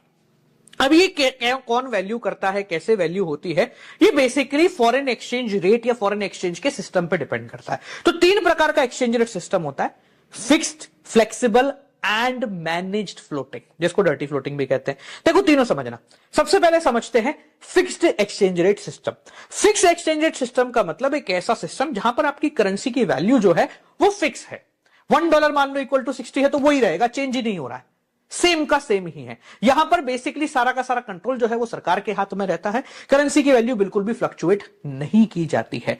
ये काफी स्टेबल तरीका है, बट इससे क्या है, थोड़ा इच्छा नहीं होगी ना, मान लो शेयर की कीमत 10 की 10 ही पड़ी हुई है तो उस शेयर में लोग ज्यादा इंटरेस्ट नहीं दिखाएंगे, सेम ऐसा ही है। अगर आपकी करेंसी की वैल्यू फ्लक्चुएट नहीं हो रही तो उसमें ट्रांजैक्शन थोड़े रुक जाएंगे, थोड़ा कंजर्वेटिव एटीट्यूड की तरफ चले जाएंगे। इसको समझने के लिए मान के चलो कि आप मार्केट में गए, और मार्केट क्या उसमें गए गार्डन में, आपके पास एक कुत्ता है जिसको आपने क्या करा, खूंटे से बांध के रख दिया। अब पॉइंट ये है कि उस खूंटे से बांध के उसको रख दिया है, उसके गर्दन में पट्टा है, तो वो ज्यादा आगे पीछे नहीं घूम सकता, यानी कि जो उसकी रेंज है वो उतनी की उतनी ही हो गई है। अब जब यहां पर जो रेंज है डिसाइड की जाती है किसी और करेंसी से, मतलब फिक्स हो गई डॉलर के हिसाब से, जैसे $1 इक्वल टू 60 हो गई, तो इसको बोला जाता है पैगिंग करना। क्या करना? पैगिंग। तो हमने अपनी करेंसी डॉलर के साथ पैक कर दी है, और जब ये किसी कमोडिटी के साथ, जैसे गोल्ड के साथ, सिल्वर के साथ, बुलियन के साथ इसको अटैच कर दिया जाता है, उसको बोलते हैं पैरिटी वैल्यू। जहां पर हम अपनी करेंसी की वैल्यू गोल्ड के हिसाब से बता रहे हैं कि भाई हमारी करेंसी में 1 ग्राम गोल्ड आ सकता है, इस तरीके से, तो उसको बोलते हैं पैरिटी वैल्यू। ये पहले चलती थी, अब चेंज हो गई है। चलो दूसरे प्रकार की समझते हैं, फ्लेक्सिबल एक्सचेंज रेट सिस्टम। अब फ्लेक्सिबल एक्सचेंज रेट सिस्टम का मतलब क्या है कि आपका जो गार्डन है उसमें जो कुत्ता है वो खुला है, मतलब कहीं भी जा सकता है, किसी को भी काट सकता है, दूसरे गार्डन भी जा सकता है, जबकि दूसरे शहर भी जा सकता है। तो सेम कॉन्सेप्ट यहां पर लगता है, जिसको फ्लोटिंग एक्सचेंज रेट सिस्टम भी बोलते हैं, यानी कि आपके करेंसी की वैल्यू कोई भी नहीं देख रहा है। डिमांड ज्यादा है तो करेंसी की वैल्यू बढ़ गई है, डिमांड कम हो गई, सप्लाई ज्यादा है तो कम हो गई। इसमें फ्लक्चुएशन बहुत ज्यादा होते हैं, मतलब ऐसा भी हो सकता है कि $1 इक्वल टू 82 से $1 इक्वल टू 86 हो जाए कभी ही, मतलब ऐसे कुछ समय के अंदर ही। तो ये बहुत ज्यादा फ्लक्चुएशन देता है। इस प्रकार के एक्सचेंज रेट सिस्टम को छोटे देश नहीं अपना सकते हैं, क्योंकि वो एकदम से वैल्यू को ऊपर नीचे कर देता है। तो ये वही देश कर सकता है जो काफी ज्यादा स्टेबल हो, यानी कि डेवलप्ड कंट्री ही इस प्रकार के एक्सचेंज रेट सिस्टम को रखती है, क्योंकि उनकी डिमांड थोड़ी सी स्टेबलाइज होती है। इसमें सबसे बड़ी दिक्कत क्या है, कभी भी ऊपर कभी भी नीचे, तो स्टेबल नहीं होगा ज्यादा। अब दोनों की प्रॉब्लम्स को सॉर्ट करते समय तीसरा आया, जिसको बोलते हैं managed floating exchange rate system या फिर डर्टी फ्लोटिंग। ये ऐसा समझो कि वही आपका जो है गार्डन है, उसी में वो कुत्ता है, आपने उसको खुला तो छोड़ रखा है, पर गार्डन के चारों तरफ फेंसिंग लगा रखी है कि वो घूम सकता है पर इस गार्डन से बाहर नहीं जा सकता, यानी उसका स्कोप थोड़ा सा बढ़ गया है बट स्टिल लिमिटेड है, देख रेख के अंदर है। तो यहां पर क्या होता है, डिमांड सप्लाई के हिसाब से करेंसी की वैल्यू फ्लक्चुएट होती है, पर एक सर्टेन लिमिट के बाद अगर ऐसा देखा गया कि भाई बहुत ज्यादा ही फ्लक्चुएट हो रही है, तो वहां पर आरबीआई आ जाती है और बोलती है रुक जाओ भैया, इससे ऊपर नहीं जाने देंगे हम, चाहे कुछ भी हो जाए, क्योंकि आरबीआई के पास कस्टोडियन ऑफ फॉरेन एक्सचेंज यानी हर प्रकार के फॉरेन एक्सचेंज होता है, तो वो उनको देकर उनको लेकर वैल्यू को न्यूट्रलाइज करती है। तो तीसरा क्या है, सबसे ज्यादा काम का है, हमारे भारत देश में यही चलता है। तो डिमांड और सप्लाई के हिसाब से फ्लक्चुएशन होता है, आफ्टर सर्टेन लिमिट अगर बहुत ज्यादा एप्रिसिएशन बहुत ज्यादा डेप्रिसिएशन देखने को मिला तो बीच में आ जाएगी आरबीआई और वो उसको न्यूट्रलाइज कर देगी, मतलब ज्यादा फ्लक्चुएशन नहीं होने देगी। समझ में आ गया? आगे बढ़ते हैं, अब बात करते हैं डिमांड ऑफ फॉरेन एक्सचेंज, यानी कि हम कब डिमांड करेंगे, मांग करेंगे फॉरेन एक्सचेंज की। फॉरेन एक्सचेंज को मानो डॉलर, तो भैया आप डॉलर कब मांगोगे? सिंपल सी बात है भैया, हम डॉलर तब मांगेंगे जब हमें इंपोर्ट्स की पेमेंट करनी होगी। मान लो मैंने वहां से कोई सामान मंगाया, अब पेमेंट करूंगा तो भाई रुपीज उनको दूंगा, डॉलर लूंगा और उस सामने वाली पार्टी को पेमेंट कर दूंगा, क्योंकि उसके अंदर रुपीज चलते नहीं है। तो हम फॉरेन एक्सचेंज की डिमांड तब करते हैं जब हमें इंपोर्ट के बदले में पेमेंट करना हो। मैं तब करूंगा जब वहां पे टूर करने जाऊंगा, तो when we undertake foreign tour हमें फॉरेन एक्सचेंज चाहिए, या फिर सिंपल भाषा में बोले तो हमें वहां कोई प्रॉपर्टी वगैरह खरीदनी है तो भी हमें फॉरेन एक्सचेंज की रिक्वायरमेंट पड़ती ही पड़ती है। इसके साथ साथ अगर मुझे वहां गिफ्ट भेजने हैं तो फॉरेन एक्सचेंज की रिक्वायरमेंट पड़ेगी, और तब भी हो सकती है जब लोग जो है ना एप्रिसिएशन से पैसा बनाना चाहे कि भैया अभी डॉलर खरीद के रख लेते 80 में, जब ये 82 हो जाएगा तब बेच देंगे, तो 2 रुपए का फायदा। अब डिमांड सबको पता है कब होती है, हर व्यक्ति चाहता है कि उसकी करेंसी की डिमांड बढ़े।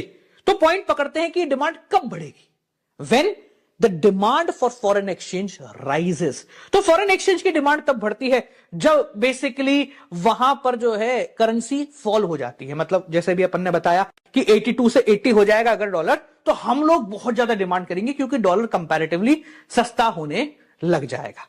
ठीक है, अब बात करते हैं सप्लाई ऑफ फॉरेन एक्सचेंज की, भैया कब मिलता है फॉरेन एक्सचेंज, यानी कि ऐसा कब होगा जब लोग डॉलर देंगे और रुपीज ले रहे होंगे, मतलब हमारी डोमेस्टिक करेंसी की डिमांड करेंगे और खुद के डॉलर दे देंगे। तो ये कब किया जाता है? देखो सिंपल भाषा में तब किया जाता है जब एक्सपोर्ट कर रहे हैं, हमने कोई सामान एक्सपोर्ट करा तो वो भैया रुपीज में पेमेंट करेगा ना, मैं डॉलर में नहीं लूंगा पेमेंट, रुपीज में कन्वर्ट करके भेजते, ठीक है, तब हमारी रुपीज की डिमांड होती है। देखो सिंपल कॉन्सेप्ट समझो, मान लो कि एक दुकानदार है, डिमांड ऑफ फॉरेन एक्सचेंज मतलब मैं उसके पास रुपीज लेके आया और उससे फॉरेन एक्सचेंज यानी डॉलर मांगा, तो मैंने डिमांड करी। सप्लाई ऑफ फॉरेन एक्सचेंज का मतलब क्या है, उसके पास डॉलर है, वो लेकर गया और उसने रुपीज ले लिया, तो जब वो सप्लाई करेगा तब मेरे एक्सचेंज की डिमांड हो जाएगी। ठीक है, और कब होता है भैया, वहां के लोग यहां पर टूर करने आए तो फॉरेन एक्सचेंज की डिमांड करेंगे, मतलब रुपीज की डिमांड करेंगे और डॉलर की सप्लाई देंगे। साथ साथ में वहां से गिफ्ट भारत आया है, ठीक है, तो भी ऐसा ही कंडीशन हो रहा होगा। तो सिंपल भाषा में समझो, हमारा देश चाहता है कि भाई फॉरेन एक्सचेंज की सप्लाई आए और रुपीस की डिमांड बढ़ जाए, इसलिए हमारी सरकार बहुत सारे तंत्र पंत्र लगाती है जिसके थ्रू ये काम हो सकता है। अभी जो अपन ने डिमांड समझी, सप्लाई समझी, इसको बेसिकली अगर एक साथ जोड़ें तो बनता है फॉरेन एक्सचेंज रेट का इक्विलिब्रियम। देखो, determination of foreign exchange rate का मतलब सिंपल भाषा में डिमांड एंड सप्लाई दोनों के कर्व को एक साथ रख देना। जैसे हम दोनों को एक साथ रखते तो ये कर्व जहां पर मीट करेंगे वहां पर हो जाती है फॉरेन एक्सचेंज रेट डिफाइन, और जो क्वांटिटी है वो आपको मिल जाएगी। अगर इसके अपन ऊपर चल जाए तो क्या होगा, इसके ऊपर जाएंगे तो एक्सेस सप्लाई होगी, जब सप्लाई ज्यादा होती है तो रेट को कम करना पड़ता है, और नीचे चले जाए तो डिमांड ज्यादा होगी। अब डिमांड ज्यादा होगी तो भैया जिसकी डिमांड है उसके तो भाव बढ़ने हैं ही ना, तो उसके भाव फिर बढ़ जाते हैं, तो रेट को ऊपर कर देते हैं ताकि हम इक्विलिब्रियम पे आ जाए। अब ये सारा जो काम हम देख रहे हैं ये कहां पर होता है सर? ये सारा काम बेसिकली होता है फॉरेन एक्सचेंज मार्केट में। कहां पर होता है? फॉरेन एक्सचेंज मार्केट में। अब आप पूछेंगे सर ये फॉरेन एक्सचेंज मार्केट होता कहां है, दिखता तो है नहीं हमें। तो फॉरेन एक्सचेंज मार्केट कोई जगह नहीं है, बेसिकली एक सिस्टम है जहां पर करेंसीज बेची और खरीदी जाती है। काम आप अपने फोन्स में भी कर सकते हैं आजकल की, ठीक है आपने रुपीस देके डॉलर खरीद लिए। ये जो फॉरेन एक्सचेंज मार्केट है ये कई प्रकार के फंक्शन करता है। जैसे पहला ट्रांसफर फंक्शन, कि रुपीस देकर आप डॉलर ले सकते हो, तो ये आपने क्या करा, अपनी परचेजिंग पावर को ट्रांसफर करा। क्रेडिट फंक्शन भी कर सकते हैं कि ठीक है भाई साहब उधार पे काम चल रहा है, 3 महीने का क्रेडिट दे दिया, ठीक है। हेजिंग फंक्शन भी होता है। अब ये हेजिंग फंक्शन बहुत इंपॉर्टेंट है, इसी से क्वेश्चन बनता है। हेजिंग फंक्शन का मतलब, इसको एक एग्जांपल से समझियो। ऐसा समझो कि आपने आज ट्रांजैक्शन करा है, ठीक है, आज मैंने यूएस में जाके कोई ट्रांजैक्शन करा है और मुझे $2000 की पेमेंट करनी है। अब $2000 है, डॉलर की रेट मान लेते 100 रुपए चल रही है, तो इन शॉर्ट कितना हुआ, 2 लाख रुपए की मुझे पेमेंट उनको करनी होगी। अब सोच के देखो ये पेमेंट आज तो नहीं होगी, पेमेंट 3 महीने बाद होगी। इमेजिन करो 3 महीने बाद डॉलर की रेट 200 पहुंच जाती है, तो जब मैं पेमेंट करूंगा तो अब मुझे वही $2000 की पेमेंट के बदले 4 लाख रुपए देने पड़ेंगे। तो मेरा बैठे बैठे 2 लाख का नुकसान हो गया ना। तो ये एक बहुत बड़ी प्रॉब्लम है। तो यहां पर फॉरेन एक्सचेंज मार्केट का हेजिंग फंक्शन आता है, जो कहता है कि आज की रेट और कभी की भी डेट, यानी कि जब दो पार्टीज एक ही ट्रांजैक्शन में आई हैं, उन्होंने आज के दिन यह सौदा पक्का किया है, भली पेमेंट अब 3 महीने बाद होनी है, तो जिस डेट पर वो सौदा पक्का हुआ है उस डेट पर जो भी रेट चल रही होगी हम उसी रेट पे पेमेंट को एक्सेप्ट करेंगे और उसी रेट पे आपकी पेमेंट देंगे। ये दोनों पार्टीज को बचाता है। जैसे 100 से 200 हुआ तो मेरा नुकसान है, 100 से 50 हो गया तो उसका भी तो नुकसान हो सकता है ना। तो इसलिए हेजिंग फंक्शन एक बहुत इंपॉर्टेंट फंक्शन है जो कि ये फॉरेन एक्सचेंज मार्केट रखता है। इसके साथ साथ फॉरेन एक्सचेंज मार्केट की बात करें, 2 प्रकार के हो सकते हैं, spot market and forward market. Spot market का मतलब भैया आज ट्रांजैक्शन हुआ, आज ही पेमेंट करो, आज ही ट्रांजैक्शन रुपीस से डॉलर लो और घर चले जाओ, खत्म हो गया। एक होता है फॉरवर्ड मार्केट कि भैया ठीक है आज ट्रांजैक्शन हुआ है, आज पेमेंट हुई है, पर 3 महीने बाद अपन सेटल कर लेंगे उसको, आज की रेट और भविष्य की कोई भी डेट। तो यहां पर हेजिंग फंक्शन काम आता है फॉरवर्ड मार्केट के अंदर। ठीक है जी। सो बालकों ये आपका चैप्टर पूरी तरीके से यहां पर हो गया है समाप्त। सबसे पहले बात करते हैं ये बैलेंस ऑफ पेमेंट होता क्या है। देखो सिंपल भाषा में बात करें तो भारत ने दुनिया के साथ कितने ट्रांजैक्शन करे हैं उन सबको 1 साल के अंदर जो भी हुआ है उन सबको लिखना एक स्टेटमेंट के अंदर, एक कागज के अंदर, उसको बोलते हैं बैलेंस ऑफ पेमेंट। यानी कि एक ऐसा अकाउंटिंग स्टेटमेंट जो हमें प्रोवाइड कराता है systematic record of all the economic transaction जो रेजिडेंट यानी Bharat and rest of the world के बीच में हुए हैं जनरली 1 साल के अंदर।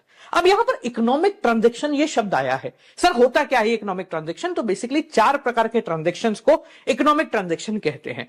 इन शॉर्ट पैसे का ही होता है, बट वो 4 कौन से हैं? सबसे पहला आता है विजिबल ट्रांजैक्शन, जिनको हम बैलेंस ऑफ ट्रेड भी कहते हैं। अब विजिबल का मतलब मैंने मान लो कोई सामान जापान से खरीद लिया या अमेरिका को कुछ बेच दिया, कोई सामान, कोई फिजिकल कमोडिटी, तो उसको बोलते हैं विजिबल आइटम। दूसरा आता है इनविजिबल आइटम, यानी कि जिनको मैं देख नहीं सकता हूं, जैसे कोई सर्विस वगैरह। जैसे अभी बेसिकली हम यूट्यूब के थ्रू काम कर रहे हैं तो ये भी एक सर्विस प्रोवाइडर की तरह ही काम कर रहा है। तो जब कोई सर्विस का लेन देन होता है देश और रेस्ट ऑफ द वर्ल्ड के बीच में तो वो इनविजिबल आइटम की कैटेगरी में आता है।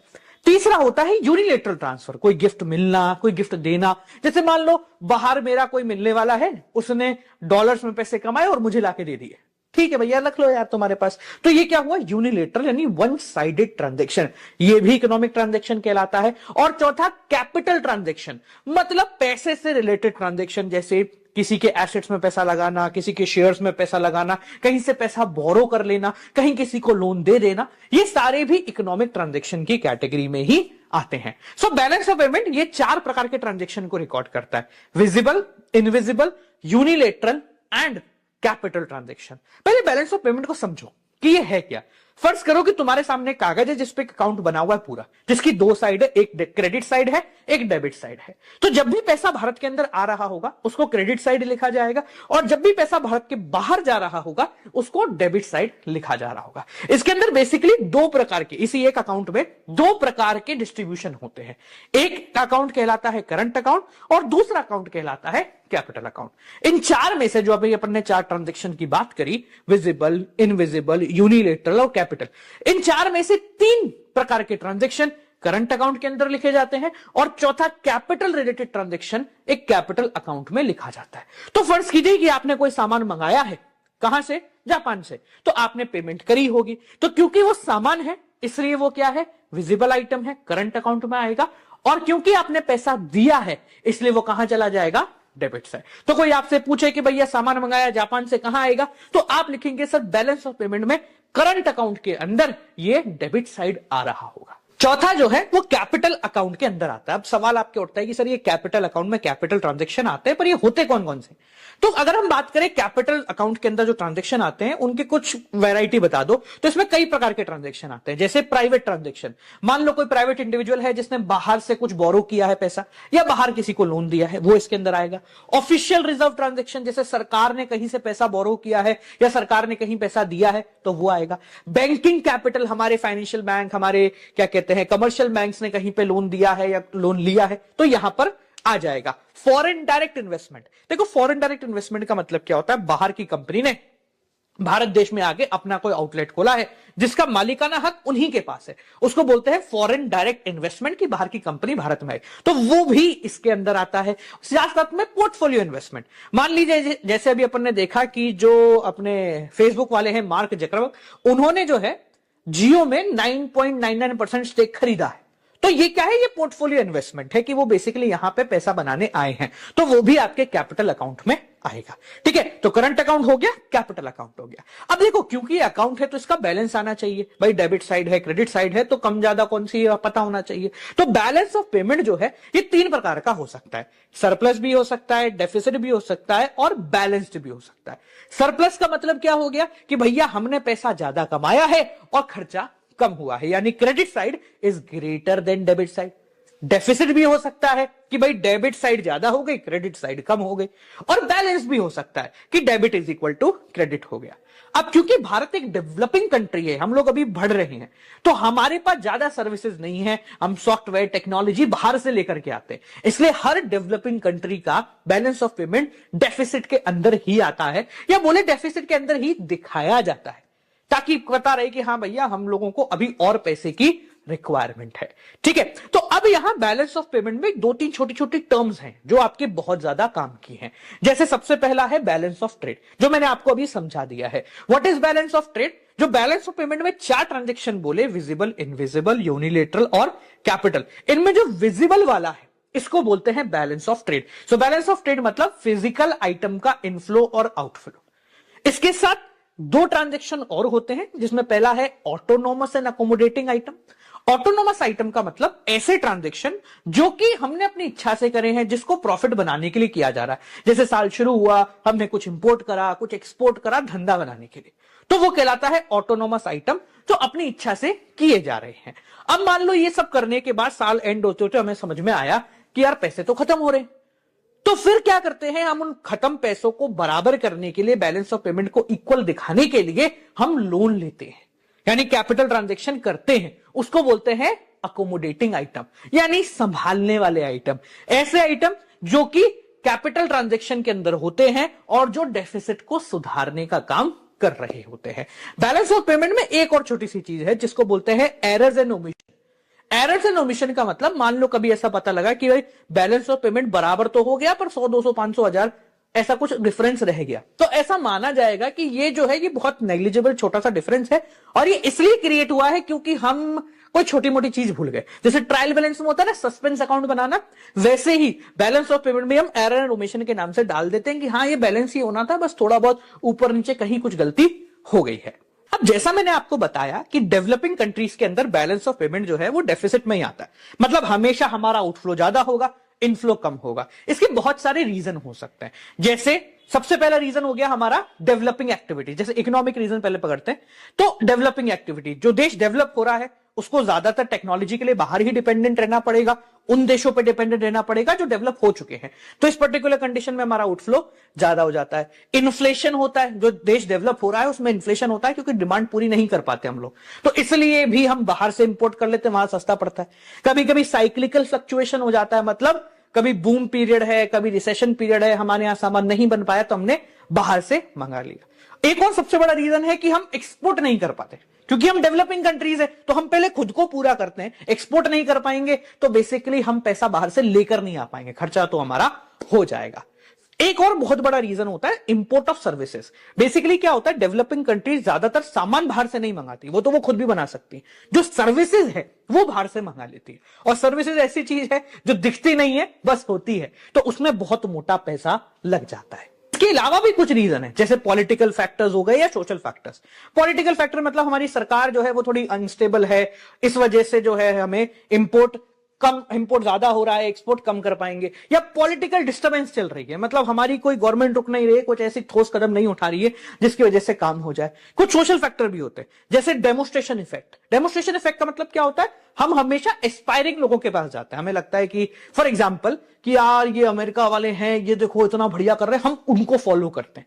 जैसे मैकडी वगैरह हमारे भारत का थोड़ा है, ये बाहर से ही आया, तो हमने देखा वहां चल रहा है तो यार हम भी फॉलो करेंगे, हम भी थोड़ा सा ट्रेंड में जाएंगे। तो ये क्या हो गया, ये डेमोस्ट्रेशन, देखा देखी करना। तो इसकी वजह से हम देखा देखी करते हैं उनको, और वो तो सामान बाहर से ही आएगा, मैकडी हमारे लोग थोड़ा बना पाएंगे, वो तो वहीं से आएगा, तो इसलिए खर्चा हो जाता है। हमारी प्रेफरेंस बदल जाती है, जैसे हम हमारे लोग धोती कुर्ता नहीं पहनेंगे, अब हम क्या पहनेंगे, जीन्स पहनेंगे, ठीक है, ऐसी चीजें पहनेंगे जो बाहर के कल्चर में ज्यादा है। जैसे हम आईफोन चलाएंगे भाई साहब, भले यहां नहीं बन रहा, तो क्या है, हमारी प्रेफरेंस बदल रही है, इसलिए क्या होता है, डेफिसिट आ जाता है। समझ में आ गया? तो ये बालकों आपका चैप्टर पूरी तरीके से यहां पर समाप्त हो गया है। कोई दिक्कत, कोई परेशानी हो तो मुझे जरूर बताना।